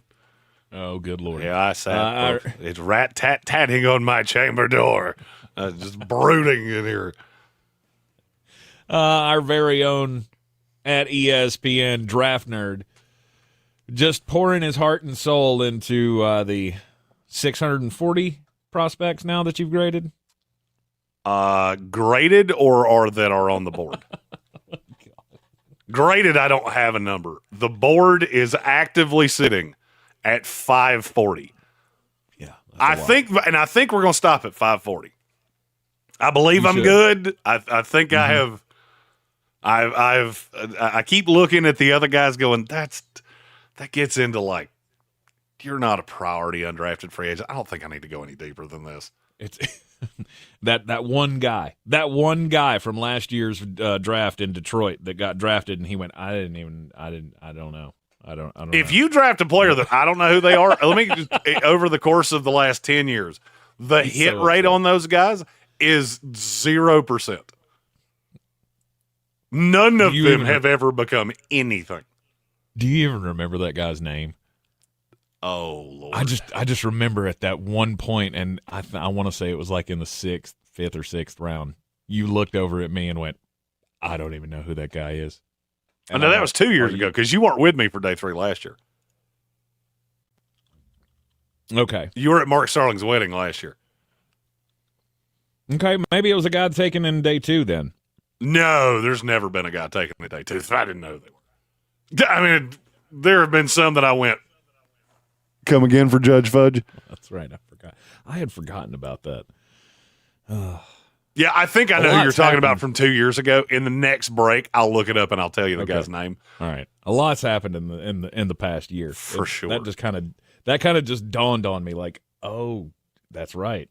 I did not do day 3 last year. Well, I did day 3 last year by myself. And that was only a year ago. I did day 3 last year by myself in a bar with equipment that had started the day in Detroit, Michigan. It never made it upstairs. It just went straight from the vehicle to the porch. Did day 3 there. And then I slept for like a day and a half. And it was awesome. Awesome. We're talking top corners in the 2025 NFL draft class. At number 6, Jeremy, who is your 6th best corner prospect? This one's hard for me because the medical is such a thing. It's Benjamin Harrison. I still have him at 6 because his high side is still that good. What did I say? Benjamin Morrison is his name, right? Yes, Not Benjamin Harrison. Morrison. Did I say Harrison? You did. Sorry, I saw Maxwell Hairston's name on my screen as I was scrolling, and I guess it Benjamin Morrison from Notre Dame. I can tell you who's coming up next. You're not wrong. Yeah. I had to go back and look because that wasn't the screen I was looking at. We'll get to him in a second. Tell us about Benjamin Morrison. If Benjamin Morrison if he didn't have the hip, he'd be a first-round pick. If he didn't have the hip, he would have been probably just ahead of Trey Amos. I would have had their grades very, very similar. There are not many guys that I look at and go, if you're healthy, you're going to be a day 1 starter, and Benjamin Harrison's one of those. He was hurt last year. That's just all I can say. I think he was hurt before he was hurt. And the tape was not as good last year, but you go back to his time at Notre Dame, and, I mean, look, this kid was just a dog. He had 6 interceptions as a freshman. Nobody does that. He was a super high-level recruit. He was a super high-level player. He didn't really have a lot of dings. Maybe he was a little grabby. Maybe you'd want him to be a little bit stronger. But, I mean, I can say that about practically every corner, especially guys that come in that 190 body build, especially when they're 6 foot, 6'1", so they're a little bit longer. Those guys all tend to be, I wish you were a little bit stronger. You're in an NFL strength and conditioning program, you'll be fine. For Benjamin Morrison, it's all about the hip. There are certain body parts that I do not want to fail on a player that I'm going to draft. The hip is in the top 2. Actually, it's in the top 3, and I believe the other 2 would be your brain and your heart. Yeah. I think hip would be a solid 3 behind those. That's why you have to weigh whether or not it's worth the risk, because the player that we saw before the hip injury was much more than a second-round pick prospect. He is he's fascinating to me, solely because I do not know exactly where he's going to go. Because I don't know where a team goes, screw it, we're doing it. And I have a feeling it's going to be in the top 100. I think it's going to be really close to 100, though. He's the hardest name of, is he going in my top 100, yes or no? When I submit it for the media contest, because I'm afraid he's going to fall into like day 3 because the medical's worse than I'm hearing. Mm-hmm. And this is the catch-22. Do I leave out a guy that I have in the top 50 because I don't think he goes in the top 100 and then get really angry when he goes at 99? Or do I put him in and get angry when I knew he wasn't going in the top 100? So whichever one I do, the other's happening. I'll bet you anything you want. Benjamin Morrison will be one of my misses in the top 100. Yeah. I've thought about it too long, and now I'm in my head. You put him in the top 100, and he goes at pick 1 in the 4th round. At 103. Because at the 4th round, that was where we were willing to take the risk on Benjamin All right, Morrison. 4th round picks, we'll set them on fire. He's talented. Hey, he may never walk again. Who cares? Mm-hmm. Let the good time roll. Maybe if he hadn't had the injury and hadn't, had played a full season last year, maybe Jeremy would remember his last name. But the name is Benjamin Morrison. Cornerback out of Notre Dame. He's the 6th best corner on the board. How about number 7, Maxwell Hairston? It's actually funny. Hairston's my 8. Darian Porter's my 7. Oh, shoot. Yeah, when I said I wasn't looking at that screen, I wasn't lying. I just saw the name, and it got in my head for some reason. Wasn't Benjamin Harrison one of the Beatles? Or that's George Harrison. Yes. I know I said that for a reason. Benjamin Harrison. Was he a president? Or a running back for the Browns? No, that was Jerome. That was Jerome Harrison. Mm-hmm. I'm going to figure this out if it kills me. I had a teacher in high school named Mark Harrison. There's a Harrison somewhere named Benjamin, and I'm going to figure out who it is. Darian Porter's good at football. Just a total aside. Benjamin was a president. Yep. By the way, you just watched Jeremy's autism just flood out. I just had a doctor tell me, hey, you were probably on the spectrum somewhere. And I never thought about that until I heard that, and I went, oh, yeah, that makes all the sense in the world. As I sit here and watch videos of glass bottles rolling down concrete steps, like, yep, got it. Elon Musk, I understand. We're in the same boat. Darian Porter's good at football. He's big. He's a big dude. He's a unicorn. He's got really good hands because he used to be a wide receiver. I'm just not sure how long it's going to take to turn him into a corner. I killed Tank. Actually, I broke so Tank. Good. So good. Darian Porter's good at football. Darian Porter is good at football. Get me out of all of the other things I just did. My OCD and everything else just took over. Right. What's he best at? He's big and he's fast. And he's got really good instincts in zone. You've got to really figure out how patient you're willing to be. Because the high side on Darian Porter is insane. But it's going to take a minute to get there. This kid was a wide receiver at Iowa State, for 4 full years. Then you got it, and he was basically just a special teams guy. Then this year, basically the first time he's ever really played snaps, and all of us went, who is that? And you have him on the defensive side and Jaden Higgins on the offensive side, and they are mirror images of each other. They're big, tall, athletic, and raw.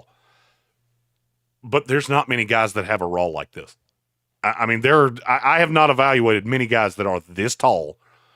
Zion McCollum is kind of I agree with Trevor Sikkema here. Reek Woolen is Savone Ravel. Zion McCollum is more Darian Porter. But I think he's a really good version of Zion McCollum. All right, at number 9. That was maybe the wildest evaluation I've ever done. It was crazy. At number 9, this is Maxwell. Don't call me Jerry Hairston. No, this is 8. Maxwell. Don't call me Jerry Hairston Jr. the 3rd. 8. Excuse me. Look, Hairston is a guy that if you go back a year, it's really easy to understand why people like the tape. If you look at last year, it's really hard to understand why people like the tape because he just wasn't good. My fear on Hairston is he's going to go way higher than he should. I keep seeing him in the first round. In our mock draft, I took him in the second round to you. I love him in that kind of setup. I do not want him playing man. He was not good at that last year. He had been good at it in the past, but not to a point that it takes me away from what I saw last year. My biggest knock on Maxwell Harrison is his technique makes my head hurt. And he's had 2 shoulder injuries. And if you watch him tackle, it's very easy to understand how. He leads with his shoulder every single time he tries to take a guy down. And then you look at his body frame and you realize that this kid is a little bit thinner than you want him to be. I don't think he can add good weight to the frame because the biggest thing with Harrison is he's crazy fast. Crazy fast. Ran the fastest time at the combine. Ran what, a 4.28? 4.28. But he also he showed up at 5'11", which means he's shorter than I thought he was. He was 5'11.3. And he also showed up at a $183. I don't think he plays at a $183. I think he slimmed down to run that fast, and now people are getting duped. Notorious B.I.G. said the comment about Maxwell Harrison that I cannot get out of my head. Somebody is getting catfished by Maxwell Harrison. It is not going to be me. And I can't help it. I'm going to say it every time his name comes up. All right, at number 9. Maxwell Harrison is the never no good can come from what I was getting ready to say right there. It was a Milli Vanilli joke, and it was going to be about the ugly girl that can sing, and you put that face on the cover, and you can write the joke. Number 9, Azareye'h Thomas. I'm not as wild about him as everybody else. I'm a Florida State fan. I watched every snap this kid ever took. And the thought that he could go in the first round makes my head hurt. He has a lot of raw potential. He was never special. I think he can be really good in a man scheme.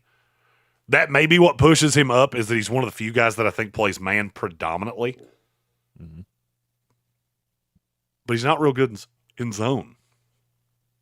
So you're going to really have to teach him how to play zone, and you're going to teach him to not get out of position, because there are times he's not a freak athlete, and he takes a wrong step, and it's almost like he compounds everything from there in zone.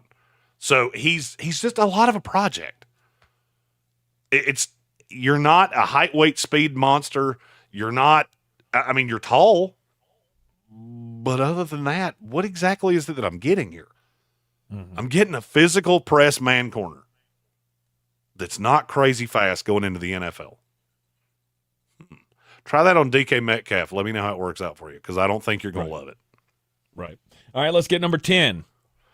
10 is Noel Williams from California. I am way, way higher on him than the rest of the industry. He is the strong press man corner like Azareye'h Thomas. The difference is I think he is more athletic, and I don't think he was coached as well. Azareye'h Thomas, yeah, he's raw, and there's room to grow, and all of those different things. Azareye'h Thomas didn't run at the combine, and I fully believe it's because he was going to put up a number that was not awesome. Noel Williams, I was afraid he was going to run into 4.6s. He went and threw a 4.5. At 4.5, playing that way, you're fine. I almost put Noel Williams ahead of Azareye'h Thomas, and by the time we get to draft day, it may be that way. They're very similar. But I think there's probably more to get out of Noel Williams. There's also a scarier floor. All right, and we got 3 left. You want to just give them to us here rapid fire? Jacob Parrish from Kansas State, just a bulldog slot corner that can really play up against the run. Very short, and he can only play in the slot, but I do like him. Zy Alexander from LSU is my 12. He came in shorter at the combine than I expected. Played at Southeast Louisiana for a handful of years. Really, really good player. Then actually got better in the SEC. There are teams that think he's going to have to convert to safety because he's not crazy inline fast, but I'm not one of those. I think he will hold up just fine. And then Dorian Strong from Virginia Tech is my 13. He's all right. He's a very polarizing prospect because the people that love him, and I'm not one that loves him. I think he's in the very good tier. I just don't understand why he regressed so much last year. The player that I thought I was going to see in 2024 was not as good as the player that I actually got. And I feel like he's going to have to play off-ball zone. He's another guy that could go to Tampa Bay. We're good. That takes a lot of my objections away. Okay. Dorian Strong at number 13. Your top 13 corners for the 2025 NFL draft class. Jeremy Greene will give us his top 13 tight ends next.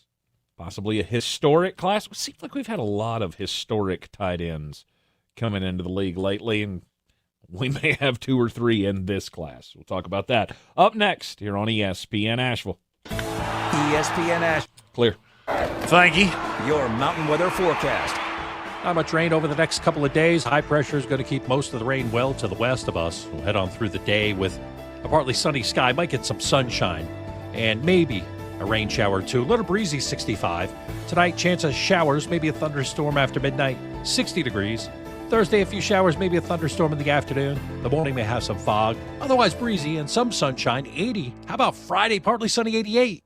I'm meteorologist Ray Stidgick from the Weather Channel. This report is sponsored by Appalachian Sitework. Need reliable site preparation? Then choose Appalachian Sitework. From excavation to grading, they handle it all with precision and care. Proudly serving Western North Carolina. Visit appsiteinc.com for more information. appsiteinc.com. Tractor Supply knows that a winning season takes practice, teamwork, and a can-do attitude. Thankfully, when you have a neighbor like Tractor Supply, teamwork comes easy.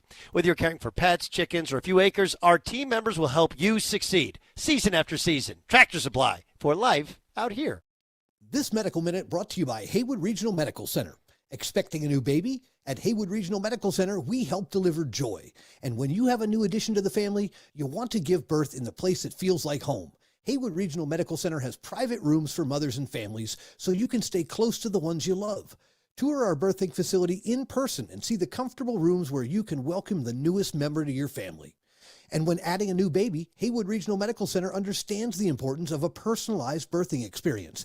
That's why we bring together a skilled team of doctors, nurses, and midwives right here in your own community for every delivery. In addition, to help ease your journey into parenthood, we offer classes for soon-to-be mothers and their partners so you can learn what to expect during labor, postpartum, breastfeeding, and newborn care. At Haywood Regional Medical Center, we'll help you and your newborn live your healthiest life.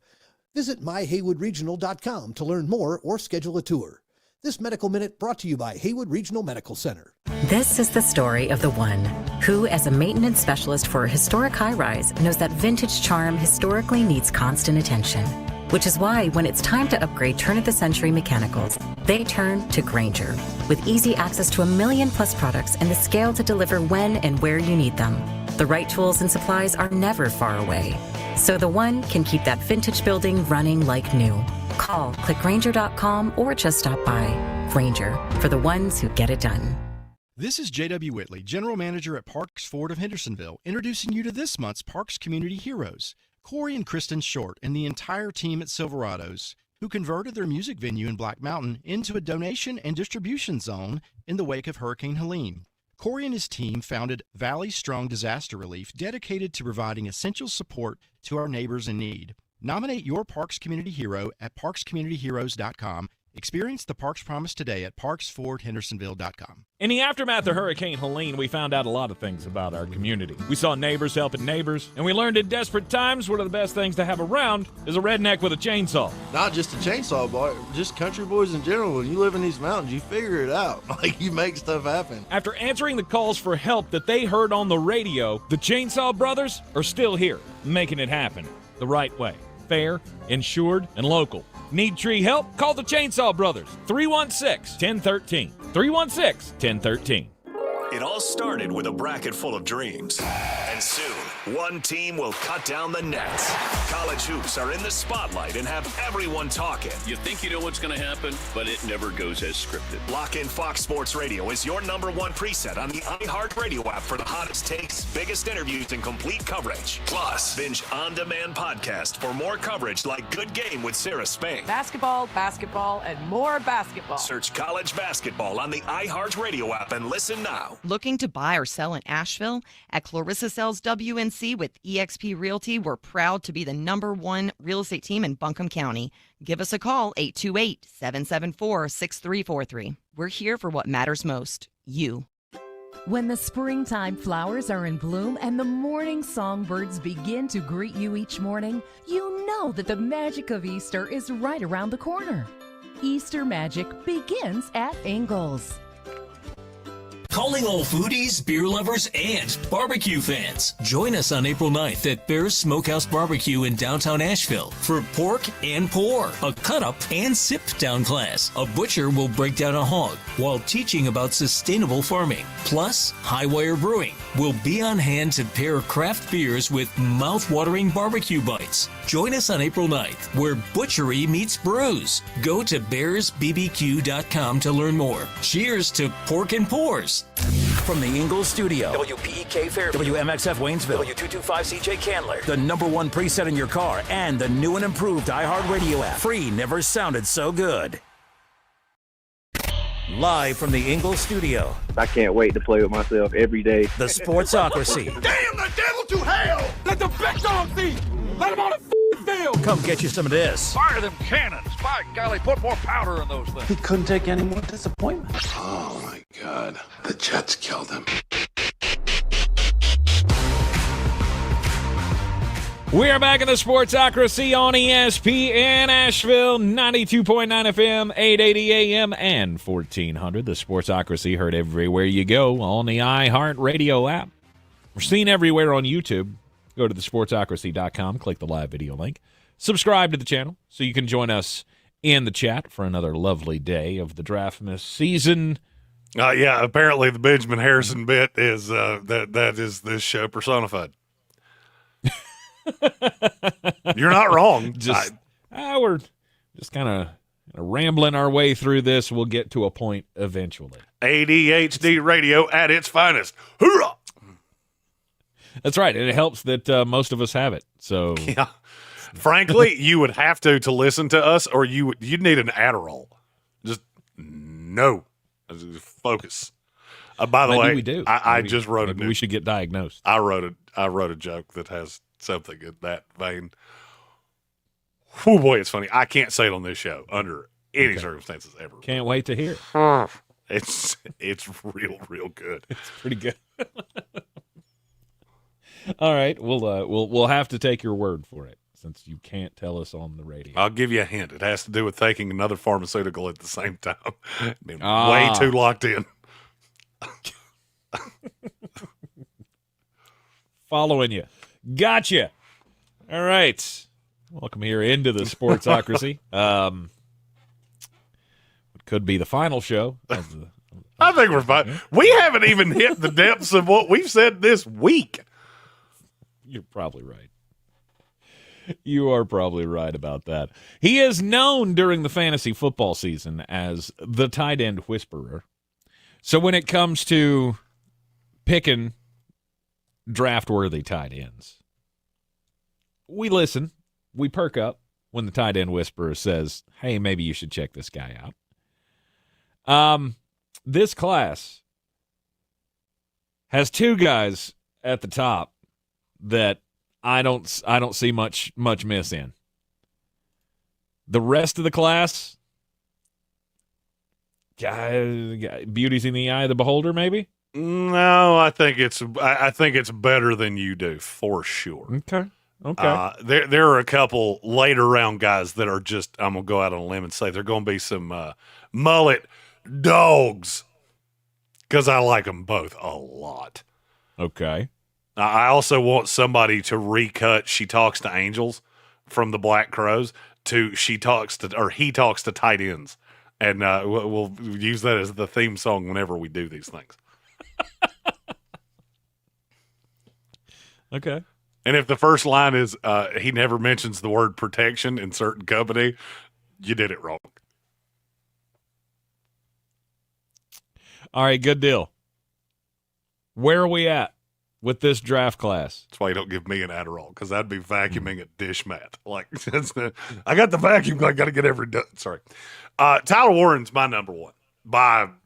Not by much, I think him and Colston Loveland are way closer to each other than a lot of people want to acknowledge. Look, it depends on what you like. Does 1 year of high-level production really bother you? Because if it does, then Tyler Warren's probably not going to be your cup of tea. Mm-hmm. Because none of us really saw this coming. If you had told me before this season started that kid that had 44 receptions in his career was going to triple that in 1 year and be a top 10 pick, I would have said you were out of your mind. But, man, you look at that 1 year of tape, and he was outrageously good. Yes. Frame is, it's if you were building a tight end out of granite, I think Tyler Warren would be exactly what you want. Because he's big, he's physical, he's athletic, strong as a bull moose. The only thing that makes me a little nervous, I've seen these guys before where you're such a freak athletically and you're a matchup nightmare. Did you ever really learn to play football? And I'm going to draw a comparison. These two guys are not a lot alike, but I see some similarity in the tape. Tyler Warren and Kyle Pitts. Okay. We said there was no miss in Kyle Pitts. Correct. He missed. Do you know why he missed? For the 8th pick overall? Yeah. Kyle Pitts was higher than that. Kyle Pitts was 4. Was he higher than that? Kyle Pitts went in front of Jamar Chase. Atlanta Falcon fans, pull the car to the side of the road. I know that did not do anything for you just now. Just put it in park, collect your thoughts. The thing that scares me is that Tyler Warren may run into the same problem that Kyle Pitts did. Kyle Pitts cannot play in line. I don't worry about that with Warren because he has a better tight end body, and he's a willing blocker. He's not a good one, though. And I'm afraid that he ends up having to play on the outside, and then you're dealing with corners. And look, being 6'6" against a corner definitely helps. They move way better than you do. And his route tree leaves a lot to be desired. And look, he's my number one. He's a top 10 player overall for me. As a matter of fact, he's a top 5 player overall for me. I'm only playing devil's advocate of if you're not in love with Tyler Warren, I at least understand why. Now, that being said, I have not seen many tight ends in my life that played in one of the 2 best football conferences in America that were just 100% indefensible. And he was. It didn't matter who they played. He threw passes. He took snaps out of shotgun. He reminds me of a bigger version of Travis Kelce coming out. I'm not saying they're going to have similar careers. I could see a path that they do, though. Right. Because he's a freak athlete with the body build to do all of the things you want him to do. Mm-hmm. He's not he's not Brock Bowers, but he does strike me in the Brock Bowers neighborhood, I guess, of it did not matter what they asked him to do. Mm-hmm. Right? Run the ball, catch the ball, pass the ball, whatever. You knew you were going to get his best effort on every play. In the words of the great Bobby Bowden, as I wear my Florida State shirt proudly today, he's just a dadgum football player. Absolutely. That's what it is. Tyler Warren, number 1 tight end in this class. Number 2 is Colston Loveland from Michigan. For sure. What is the take on him? I don't understand why people have such a distance between him and Warren. I get it. Warren's a better athlete. But is Warren a better tight end than Colston Loveland is? Because I don't think he is. In terms of the things that you expect a tight end to do, Colston Loveland does them better than Tyler Warren. He's not a great blocker. His contested catch rate was low. I think that has a lot to do with the quarterback. Quarterback's scared to death to throw into tight windows. So, yeah, he had to be wide open.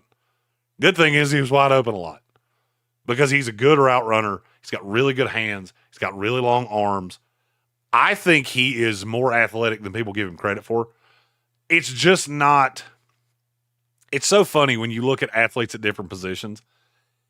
And I think Colston Loveland is a good athlete at tight end. And you watch him run, and then you watch Darian Porter run, and you go, hey, I said they were both good athletes. And they don't look similar because Darian Porter's not of this earth. And Colston Loveland is just a real BDD that he moves well for his size. I hate comps. PFF's comp on him was Tyler Eifert, and once I saw it, I couldn't unsee it. Right. And I think that's a good one.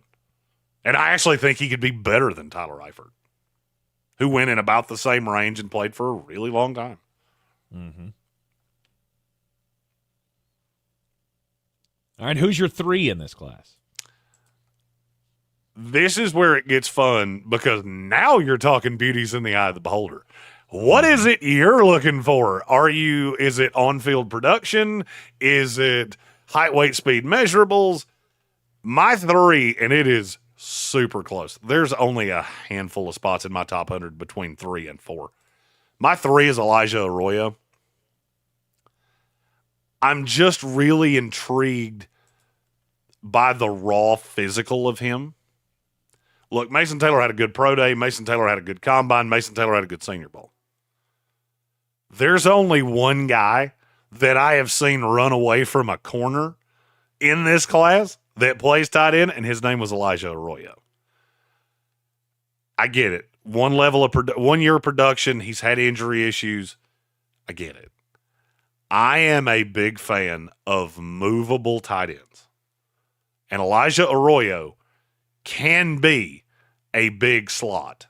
And you're going to hear me use that. That's a new term that I'm using a lot, that I'm using more this year. I am really big on the Darren Waller big slot concept. Here's what I mean by that. There are receivers and tight ends both that fall into this, where you're such a matchup nightmare. And the reason that it happens is because when you play in the slot, you have a ready-made 2-step jump on the corner where the corner can't touch you. The corner's arms are not long enough to get to you where you line up, so your feet are really important. Ladd McConkey. Ladd's a really little slot, but he's so quick and shifty and his feet are so good that he gets off the line so quick that the corner is always trailing him. There are certain corners that can do that. There's a lot that can't. When you go into a big slot, the big slot is not going to beat you per se off the line. What they're going to do is get leverage because they're so much bigger. The average slot corner is 5'10". Elijah Arroyo's 6'0", 5'1". And I think he can run with a lot of you because he is freakishly fast. Well, if I can run stride for stride with you and I'm that much bigger than you and I'm playing in that big slot role, all I have to do is get leverage and you're toast. Mm-hmm. And I think he can do that a lot at the next level. And you have no real shot of bringing that guy down and, stopping him in his tracks. That's the other thing. You give him, you get him the ball, 4 yards from the line of scrimmage, stopping him before he gets to the first down marker if you are a corner is not going to happen. The thing you have to do, for the most part. The thing you'll have to do if you plan on using Arroyo that way is you're going to have to get him to stop tap dancing because he does the stutter step thing that a lot of inexperienced pass catchers do. And basically all that is wasted movement. Just have a plan, be dedicated to the plan, execute the plan. And when Elijah Arroyo figures that out, he's such an unbelievable athlete that he's going to be really hard to bring down. He also plays like his hair's on fire. And I get it. There are some people that look at 1 year guys because he only started for a year. He had played some ridiculously low number of snaps in the time he had been at Miami. I get all of that. He's never going to be a plus blocker. But that's not what you're drafting him for. To me, Elijah Arroyo can be a really big, much more physical version of Evan Ingram. And I think in the right system, he can be a star. I think he is a step ahead of the guy I have at 4, who we're going to talk about it after the commercial break, because he may get a whole segment to his own, because he is making he's making blood coming out of my ears. Okay. Elijah, what I came down to of how I separated 3 and 4, Elijah Arroyo is a simple eval, because I know what he is, I know what he can do, and I know what he can't do. There's very little projection here. I have to round off some belly buttons that he has. Not the greatest route runner I've ever seen, has some of the pitter-patter, tap-dancey steps, but you've got all the raw tools to be anything I want you to be, if I don't expect you to block.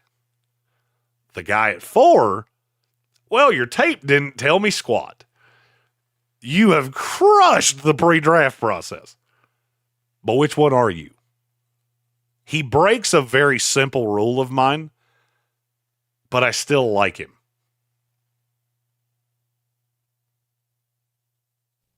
You're in the Sportsocracy, and this is ESPN Asheville top 13 corners of the 2025 NFL draft class. Don't want you to, get sold short when it's time for supper tonight. So here's your opportunity to make all things right in the world. Maybe you had a bad day at work, right? Maybe things didn't go the way you wanted to. Boss has been on your ass.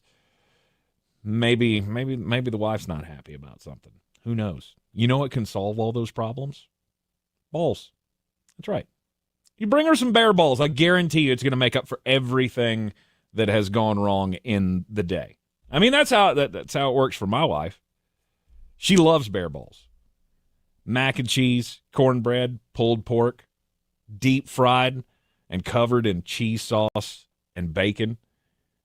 You can have them right now in your mouth if you're just down at Bear's Smokehouse Barbecue on Cox Avenue, downtown on the South Slope, or in South Asheville at Sweeten Creek Road, inside Sweeten Creek Brewing. They are all about the balls there. The bear balls are one of the greatest inventions ever. The Moink balls have been a popular menu item for me over the last couple of years. That is actually the first thing I ever had when I went to Bear's Smokehouse Barbecue for the first time. Mark Starling took me down there, and the Moink balls with the bacon-wrapped meatballs, phenomenal.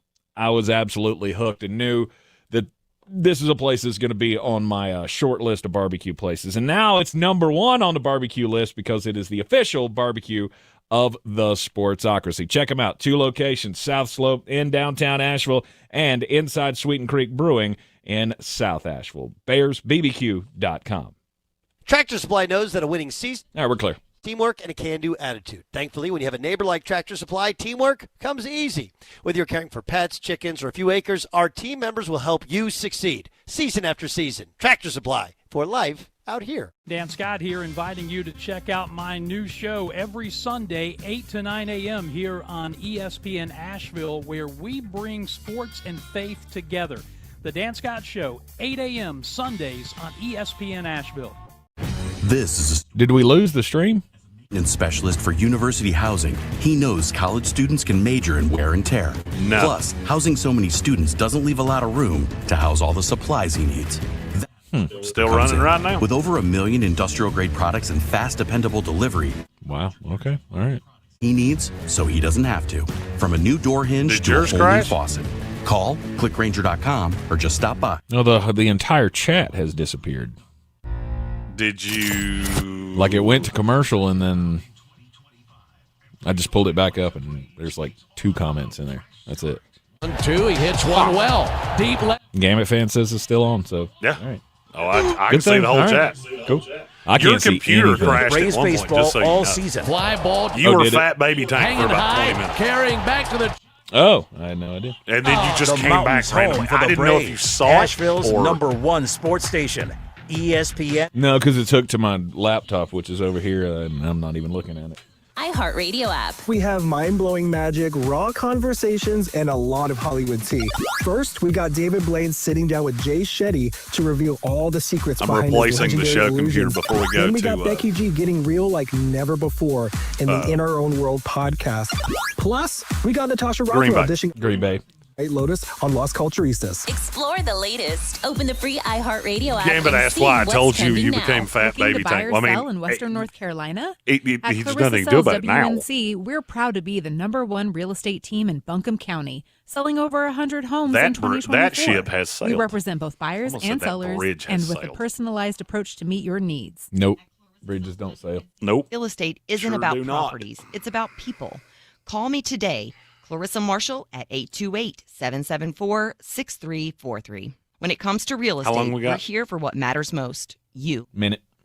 When So I have the to tell you a funny springtime story that happened flowers are last in night. bloom and I'm not going to tell you morning any of the players because songbirds you might begin know to them. greet you each Okay. So I had somebody that I don't know all that well. I know them, but I don't know them well. I know their spouse better. Comes Do up to better, me at be the better porch and every proceeds day. to That's the ramble Parks on Promise. for like Our mission, 45 seconds. To improve lives with every I don't know if interaction. they This is were JW, high General Manager or at what Parks was Ford happening Hendersonville. exactly. Experience the But Parks proceeded Promise to tell today me at that I talk too much. parksfordhendersonville.com. I That's finally looked at this dude and I said, parksfordhendersonville.com. I'm not in the Calling all mood foodies, beer for lovers, anything you're and saying to me right barbecue now, fans. and I'm about to Join throw us you on through April that, 9th through at that Bear- window right there. For And his pork girlfriend ran up pork, and went, a cut up "We're and fine, sit-down bitch, stop class, it." a Right. hog Yeah, that's while a good teaching call, about 'cause sustainable I am not the farming. one, Plus, especially not right Highwire now. Brewing will be on Wow. beers with mouth-watering. That's one of the most terrifying scenarios. A guy your size just walks up and goes, "You know what? I'm not doing this right now. You need to leave or I'm throwing you through a window." Yeah, well, I was on my way out the door.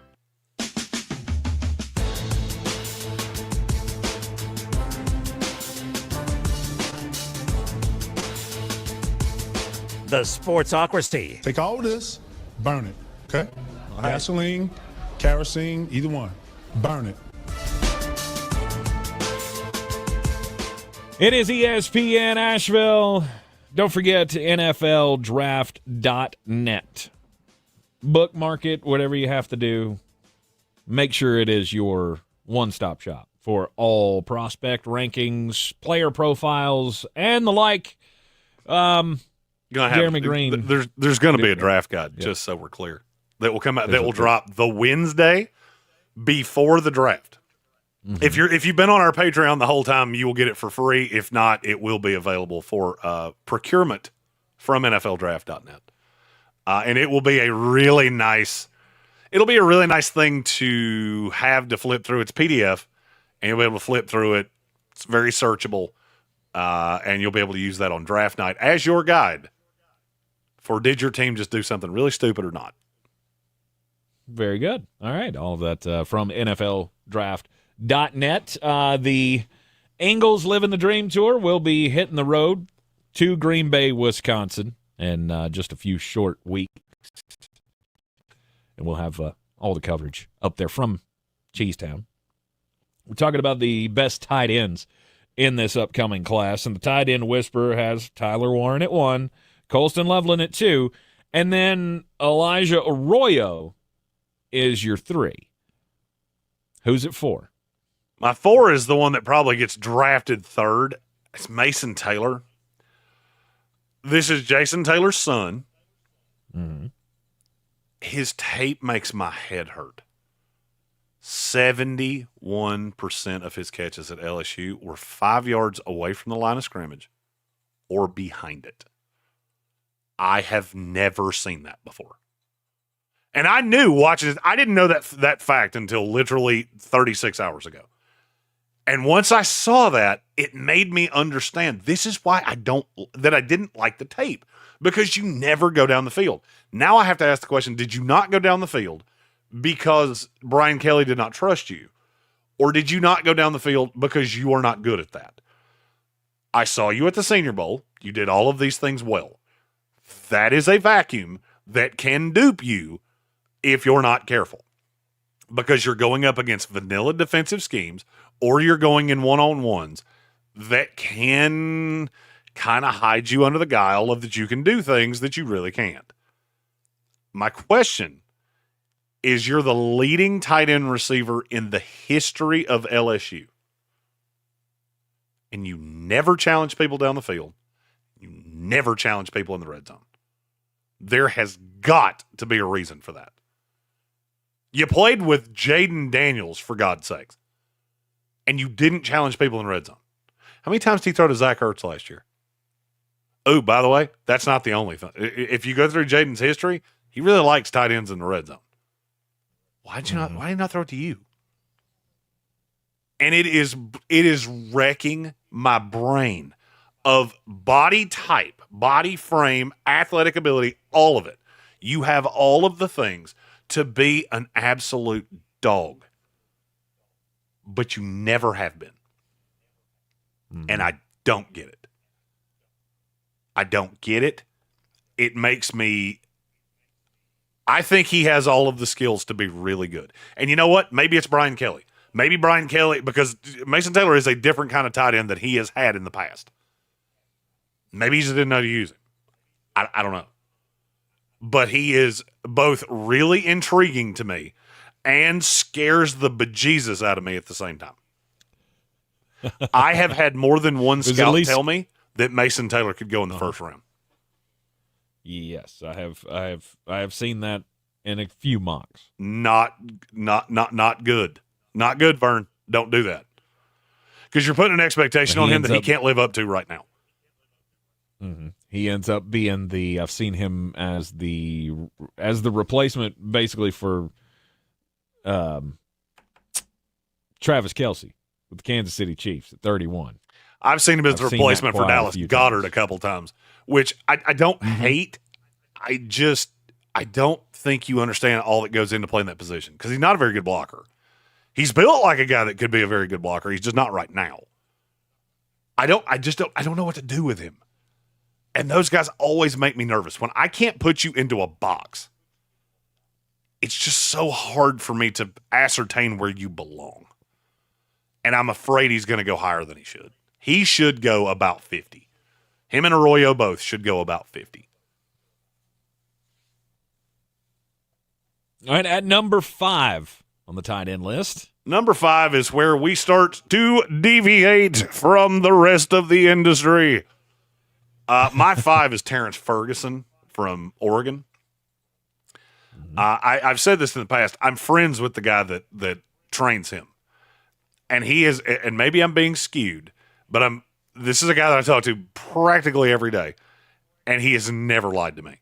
And he keeps telling me, this kid's better than you think he is. He's a better blocker than you think he is. He's a better everything than you think he is. I went back and watched the tape. He is he's gigantor. High yards per route run. Drop rate's a little scary, but it's not out of the realm of what I'm used to seeing with guys like this. And he's so unbelievably versatile. He's one of the only tight ends in this class that I think can play inline, can play big slot, can play outside. It doesn't really matter. And he is a freak at 260 pounds. I mean, guys this big should not move the way he does. Mm-hmm. Now, sometimes, my dad was an HVAC contractor, so I use this a lot. You ever heard of Train, the heat pump air conditioner company, and their mantra was... Yeah, nothing runs like it. Well, their mantra was, it's hard to stop a train. It's hard to start a train, too. They never tell you that part. They always leave that out. It's hard to start a train, too. Terrence Ferguson runs into that same thing. He does not get up to speed very quickly, but once he's up to it, he's practically impossible to bring down because he is a gazelle running at you. He's like an elk running down the field at full speed. And the more time has gone on, the more I think, you know what? There's more to this kid. The contested catch rate is low, and that scares me to death because his contested catch rate should be 75%. Now, if you want to nitpick of why is it so low, is it because Dylan Gabriel was really accurate quarterback? Maybe. Is it because of the offense? Maybe. And I keep going back to if Terrence Ferguson played at Penn State and Tyler Warren played at Oregon, would we be having a much different conversation right now? And the further down the rabbit hole I've gotten, I think we would. Not that Tyler Warren's too high, but that Terrence Ferguson's too low. I see him in the back end of 3, beginning of 4 a lot, and it's too deep. It's too deep. He should go before that. And I see him get disrespected. Well, he's not a good blocker. He can be. By the way, name me the good blocker that's ever come out of Oregon that wasn't an offensive lineman. I'll wait. Right. That's going to be a real short list, bruh. Bucky Irving. Not a good blocker.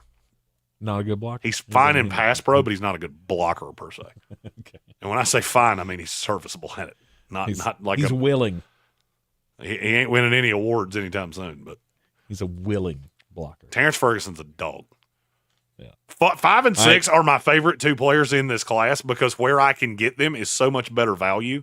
When we do the yearly Jeremy drafts the player that he would take for his fictitious team, I'll almost promise you either 5 or 6 ends up being a tight end for me.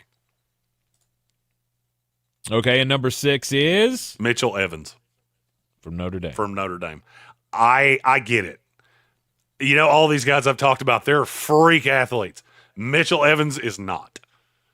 Mitchell Evans is the opposite of a freak athlete. Mitchell Evans is a BDD that has some of the best hands that I've ever seen because he's just freak strong. And I get it. There are a lot of people in the modern day NFL that don't like the big lumbering tight end. I don't know how you stop him. His run block grade is higher than a lot of the tight ends in this class. Everybody talks about, he's a bad blocker. He's like the 3rd best run blocker in this class, which should tell you how bad some of the others are. His yards per route run is up there pretty high. His contested catch rate was 73%. He forced 9 missed tackles last year, and in a foot race, I think he would lose to me.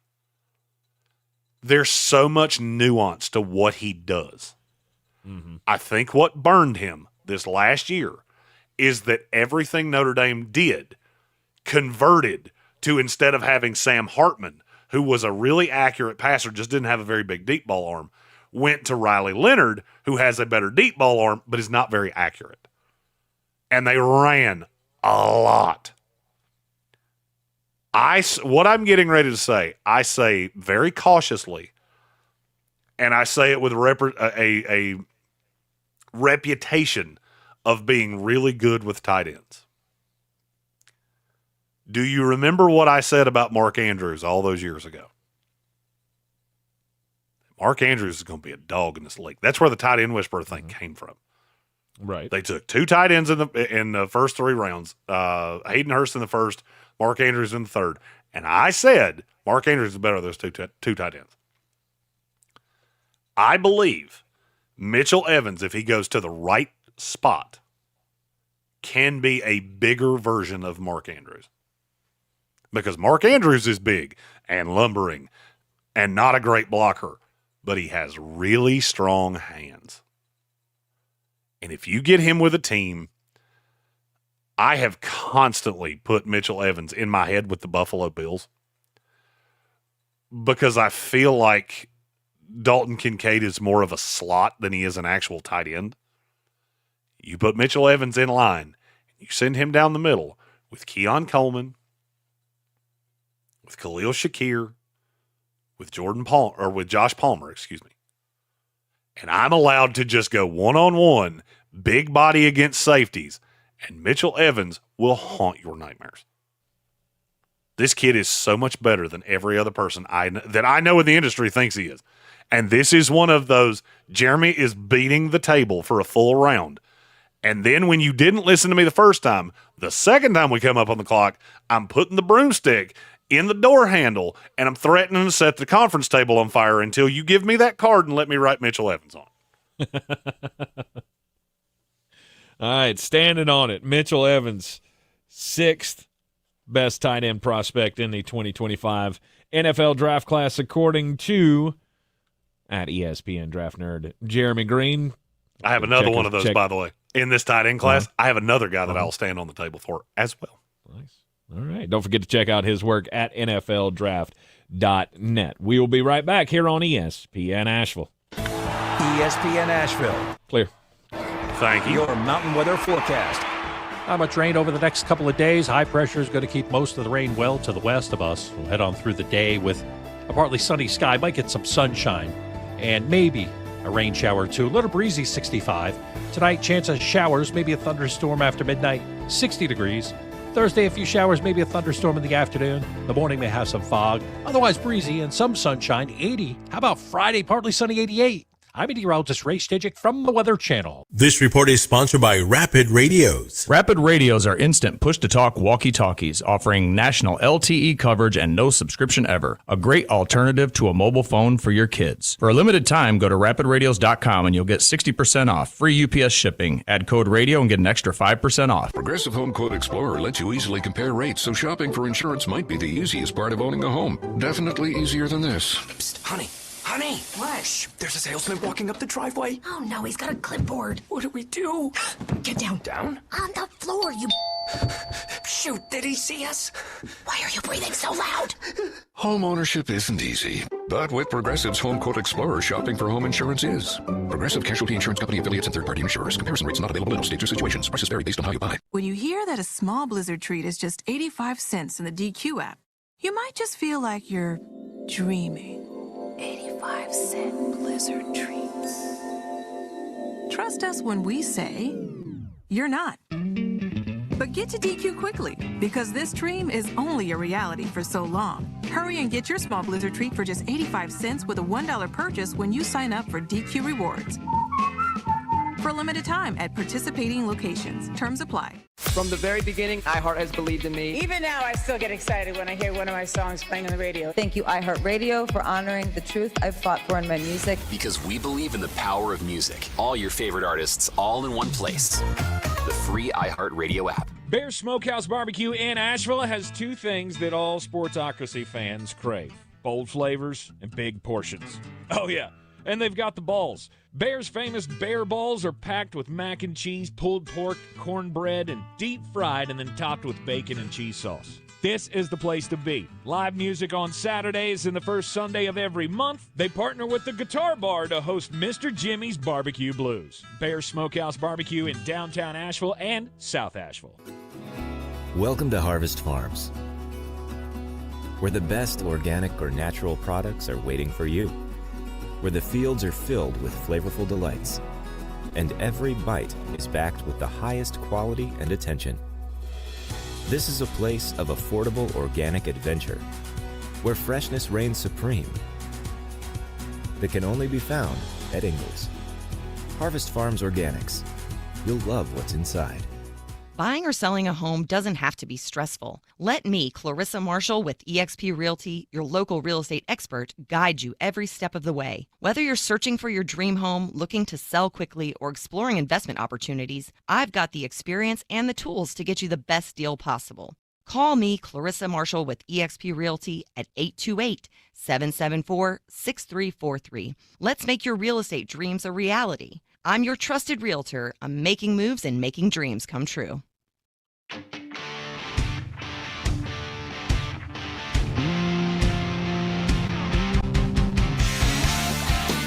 The Sportsocracy. That's the way I feel when my team wins. And if I want to jump up and down when my team wins, and if I want to hug my players when they do good, I'm going to do it. Oh, it's ESPN Asheville. The Sportsocracy is live here in the Ingles studio. Also coming to you from the NFL Draft.net. Mullet Manor, Jeremy Greene with his top 13 tight ends for the 2025 NFL Draft class. Tight end Whisperer has Tyler Warren, Colston Loveland, Elijah Arroyo, Mason Taylor, Terrence Ferguson, and Mitchell Evans as his top 6. Who comes in at 7, and how close are they to the top group? It's Harold Fannin Jr. out of Bowling Green. He's pretty close. He's just more of a how do I say this without it sounding like I'm taking a shot at him? He's more of a gimmicky player. because I think I feel like the star on him burn out real quick in the draft process. Well, you got to remember he's a young kid. He's one of the youngest guys in this draft. He's one of the only guys that won't be able to drink at his own draft party. He's tall, but he's thin. And I just look at him. I think he can hold up as a blocker in a way that what he does is going to work better. It's almost like an H-back as an inline 2, just kind of gimmicky. I don't think you're a number 1. I kept putting him with Philadelphia because I liked the idea of him with Goddard. Now that I know Goddard's probably not coming back to Philadelphia, that kind of changes my opinion on him because I don't think he can be your standalone 1. If you're a team that runs a lot of 12, I think you will love Harold Fannin because you can slide him in at fullback at times. You can play him at H-back. You can do a lot of stuff with him. He's just gimmicky. And then he came in shorter than I thought he would be. He's only 6'03", he's 240 pounds. I felt like he bulked up, and he ran slow. You know, at 241 pounds, 4.7 is not good. So I think he's faster than that, but I think he bulked up for the combine to show, I can hold up. But you can't, though. So you're a thin tight end that ran slow at 240, which means I'm going to have to get you back down to 230. It's just hard for me to find a place that he lands. Now, all of that being said, that's the negative that pushed him all the way down to 7. The good is that in terms of a vertical receiver, there are not many better in this class. In college football in the last 2 years, according to PFF, there have been 0 better because he's been their number 1 graded tight end 2 years in a row. 1,500 yards this past year. 117 receptions. 55% contested catch rate, which I love. Drop rate is low at only 3.3%. There's a lot to like about him. I think he is a little bit stiff, and I don't necessarily think that's going to change. And I think he's kind of nichey. He's not going to be for every team, but a team that really can use him. And if you're curious who those teams are, Buffalo is Philadelphia, Buffalo, the Los Angeles Rams. I'm really intrigued by what Sean McVay could do with him. There are a handful of others. Those are the first 3 off the top of my head. Mm-hmm. But like the Jets, who need a true number 1 tight end, I'm good. I'll go with one of the other 6 guys. Preferably Tyler Warren, Darren Muji. I'm looking right at you. When your pick comes Don't up, screw this up. The right answer is Tyler, Tyler, Warren. Harold Fannin Jr. at number 7. Who's at 8? 8 is where it gets a little more fun for me. My 8 is Tommy Fedone from Nebraska. This is the other one that I will beat the table for. I'm not going to lie to you. I did not do a lot of homework on Tommy Fedone before I saw him at the Senior Bowl. Then I saw him at the Senior Bowl and went, who that is? Because I don't know that guy, and I would like to know. So I deep dove him while we were in Mobile, and the more of him I watched, the more of him I liked. To the point of, I think he goes as the 8th tight end in this class. Mm-hmm. There's a lot of raw. He only had maybe, I think it was 61 catches his entire career at Nebraska. I think there's a lot there. I think there's a lot of untapped potential. He has some wickedly violent hands. In terms of, you want a guy that's strong at the point of the catch, Tommy Fedone is strong at the point of the catch. And he just looks like an old school tight end. That's what we grew up with. I'm not going to take that crazy high, but if he's still on the board in late 4, early 5, yeah, he can be a toy for me. You got to be patient with him because he's got a lot of growing to do. Because I mean, he's only played, math is hard, 970-ish snaps in his career, and a lot of those were as a blocker. So he's got a lot of growing to do, but I love the raw. All right, Tommy Fedone out of Nebraska at 9. I hate even calling this guy a tight end because he's not. It's Rondé Gadsden. This is one of the craziest things I think I've ever seen in my life, that Fran Brown comes in at Syracuse. He tells Rondé Gadsden, "You're a tight end now." Nothing else changed other than that conversation where he said, "You're a tight end now." And now all of a sudden Rondé Gadsden's tight end. No, you're a big slot receiver. But if that's what you want, you can do way worse than Rondé Gadsden. I love this kid. Great hands. Great contested catch rate. I wish he was a little bit more... I wish he was more polished as a tight end, because I watch him and I see receiver. You can call yourself what it's kind of like Darren Waller used to be back in the day. You call him whatever you want to. He could not block me because he comes in with a very high pad level. He's not even a good blocker for a receiver, let alone for a tight end. But when you get the ball in his hand, he's very easy to get the ball in his hand.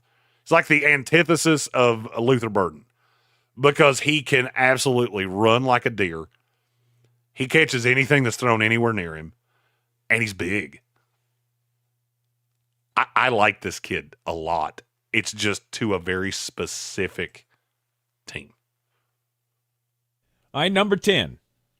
This is where it goes slightly sideways. My 10's Jackson Hawes. I don't want him to catch anything ever. He is the definition of a blocking tight end. But if you're looking for a 2 that can come in and just road grade people, Jackson Hawes can do it. He had a grand total of 38 catches in his career. Now, that doesn't sound, that's not that few. In all of the years he was at Georgia Tech, if he was targeted, he only had a grand total of 18 targets that did not hit his hands. 3 of those were intercepted. Wow. 15 balls hit the ground that were thrown at Jackson Hawes in 3 years. He is and I'm trying to even give you a modern day comp to him. My buddy Logan Paulson with the Washington Commanders, he is a tight end's tight end. I'm a receiver tight end. Like, I like the guys that can catch. Logan likes the all-around guys. He talks about Jackson Hawes all the time. Mm-hmm. And I get it. Like, if you're wanting that guy that can be your 2 tight end that's the hammer blocker, it's Jackson Hawes. Where do you take that? Probably late 5, beginning of 6. All right, and number 11. Gunnar Helm from Texas.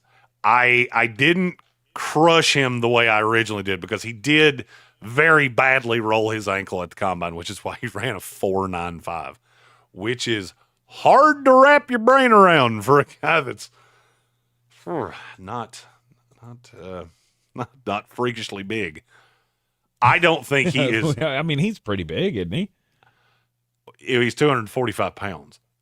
Is he really? Yeah, I mean, I thought he was bigger than that. I mean, he's a tall guy, and he's very sturdily built, but it's not like we're talking about an offensive lineman here. 4.95 is 8/10 or 800ths of a second slower than Armin Mimbu.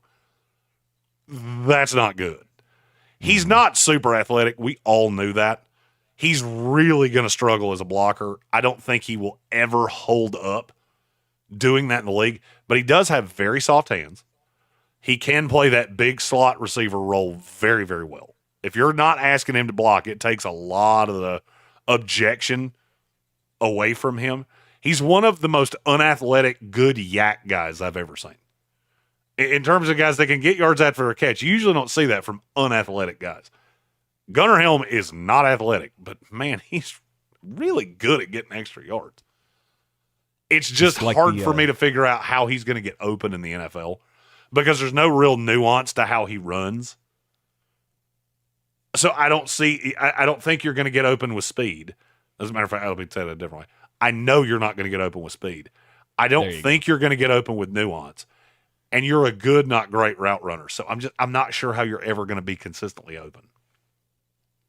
But does he have the tools to be developed into a really good player? You want me to tell you, if I were a coach and somehow I'm a tight ends coach for the whatever team winds up with Gunnar Helm, and he lands in my lap, he would have landed in my lap not being who I wanted to take. And I would tell him that off the jump.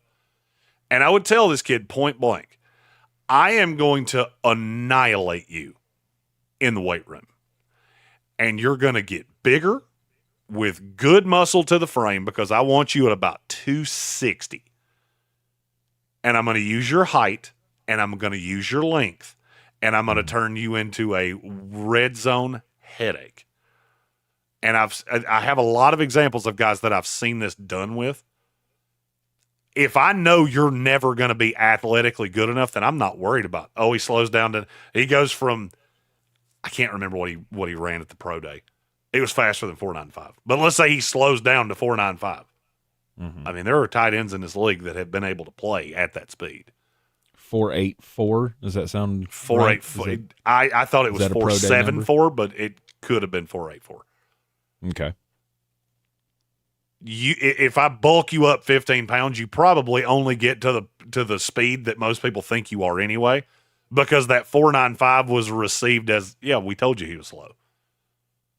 So I'm going to bulk you up and turn you into a red zone threat because I think that's where you can survive in the NFL.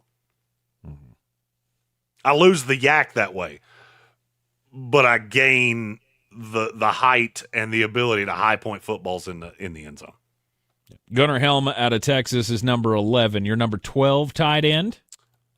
Luke Lachey from Iowa. This is where this class kind of falls off a cliff.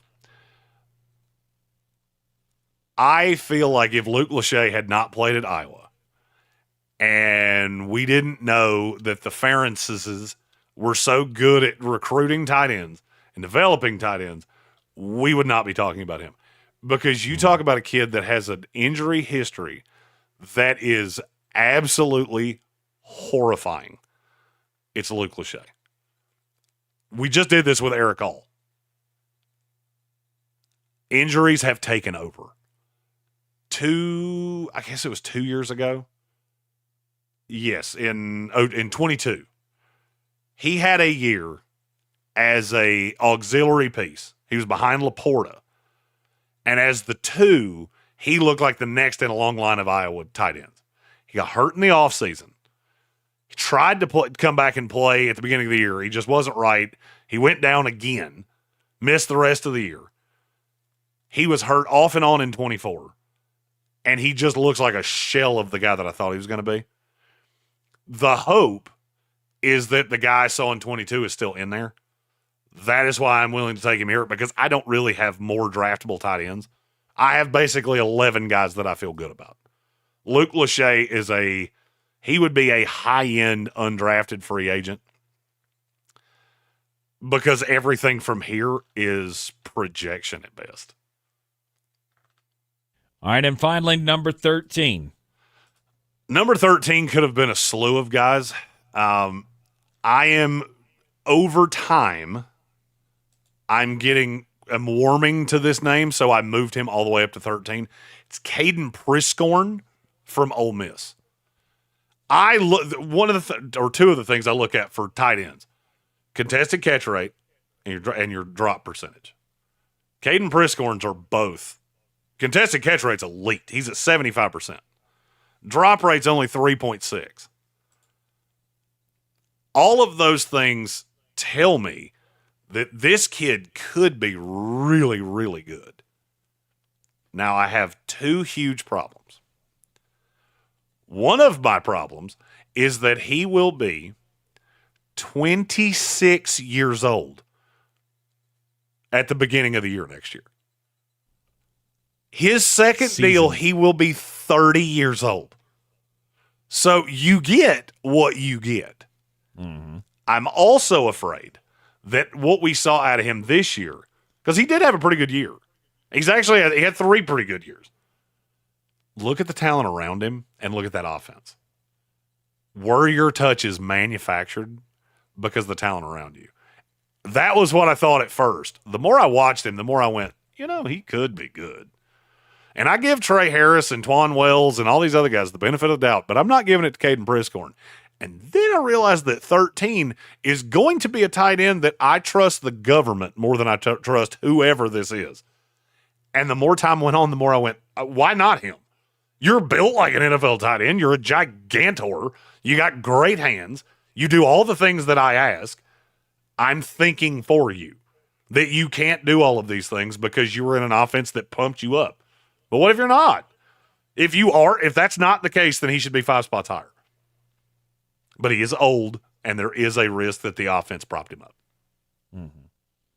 All right, top 13 tight ends from NFLDraft.net, your one-stop shop for all the latest rankings, mock drafts, player profiles, and the like from at ESPN Draft Nerd, Jeremy Greene. We will be back with you tomorrow right here on ESPN Asheville at noon.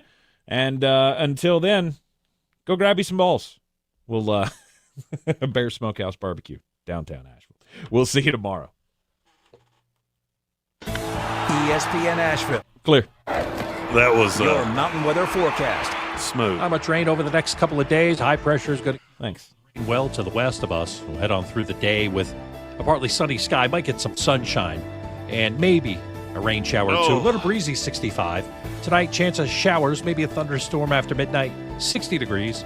Thursday, a few showers, maybe a thunderstorm in the afternoon. The morning may have some fog. Otherwise breezy and some sunshine, 80. How about Friday, partly sunny, 88. I'm meteorologist Ray Stidgick from the Weather Channel. This report is sponsored by Rapid Radios. Rapid Radios are instant push-to-talk walkie-talkies offering national LTE coverage and no subscription ever. Business owners can now keep in touch with up to 200 staff members at one time. Go to rapidradios.com now for up to 60% off and free shipping. Tractor Supply knows that a winning season takes practice, teamwork, and a can-do attitude. Thankfully, when you have a neighbor like Tractor Supply, teamwork comes easy. Whether you're caring for pets, chickens, or a few acres, our team members will help you succeed. Season after season. Tractor Supply, for life out here.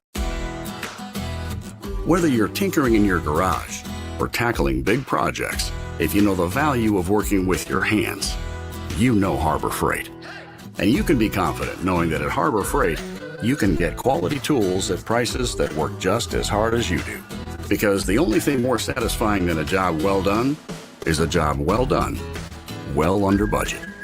Whatever you do, do it for less at Harbor Freight. This is a story of the one. As a maintenance specialist for university housing, he knows college students can major in wear and tear. Plus, housing so many students doesn't leave a lot of room to house all the supplies he needs. That's where Grainger comes in. With over 1 million industrial-grade products and fast, dependable delivery, Grainger carries the quality products he needs so he doesn't have to. From a new door hinge to a whole new faucet. Call, click Grainger.com, or just stop by. Grainger, for the ones who get it done. Mountain Graphics and Showtime Sports have teamed up under a new local owner to serve our community with the finest custom apparel and unique branded items at the best price. Mountain Graphics and Showtime Sports can customize whatever you, your team, or your local group may need with high-quality screen printing, embroidery, and laser engraving. Visit mtngraphicsavl.com or showtimesportsavl.com. That's mtngraphicsavl.com or showtimesportsavl.com for your local one-stop custom apparel shops. At Ingles, whether we're celebrating Friday night rivals, televising college basketball games, bringing the Fan Fest to semi-pro soccer, or taking you out to the ball game at your minor league park, it's all in the bag. Ingles, low prices, love the savings. Looking to buy or sell in Western North Carolina? At Clarissa Sells WNC, we're proud to be the #1 real estate team in Buncombe County, selling over 100 homes in 2024. We represent both buyers and sellers, and with a personalized approach to meet your needs. At Clarissa Sells WNC, real estate isn't about properties, it's about people. Call me today, Clarissa Marshall, at 828-774-6343. When it comes to real estate, we're here for what matters most, you. This is J.W. Whitley, General Manager at Parks Ford of Hendersonville, introducing you to this month's Parks Community Heroes, Corey and Kristen Short and the entire team at Silverados, who converted their music venue in Black Mountain into a donation and distribution zone in the wake of Hurricane Helene. Corey and his team founded Valley Strong Disaster Relief, dedicated to providing essential support to our neighbors in need. Nominate your Parks Community Hero at parkscommunityheroes.com. Experience the Parks Promise today at parksfordhendersonville.com. The iHeartRadio app now has presets. Just like in the car. You're our number one. Make us yours. ESPN Asheville, the Mountain's favorite sports station, streaming 24/7. Your home for the Sportsocracy. Weekdays at noon. The Tar Heels and Atlanta Braves baseball. In the aftermath of Hurricane Helene, we found out a lot of things about our community. We saw neighbors helping neighbors, and we learned in desperate times one of the best things to have around is a redneck with a chainsaw. Not just a chainsaw, boy, just country boys in general. When you live in these mountains, you figure it out. Like, you make stuff happen. After answering the calls for help that they heard on the radio, the Chainsaw Brothers are still here, making it happen the right way. Fair, insured, and local. Need tree help? Call the Chainsaw Brothers. 316-1013. 316-1013. At Ingles, whether we're celebrating Friday night rivals, televising college basketball games, bringing the Fan Fest to semi-pro soccer, or taking you out to the ball game at your minor league park, it's all in the bag. Ingles, low prices, love the savings. Portions of the following program were pre-recorded. From the Ingles Studio.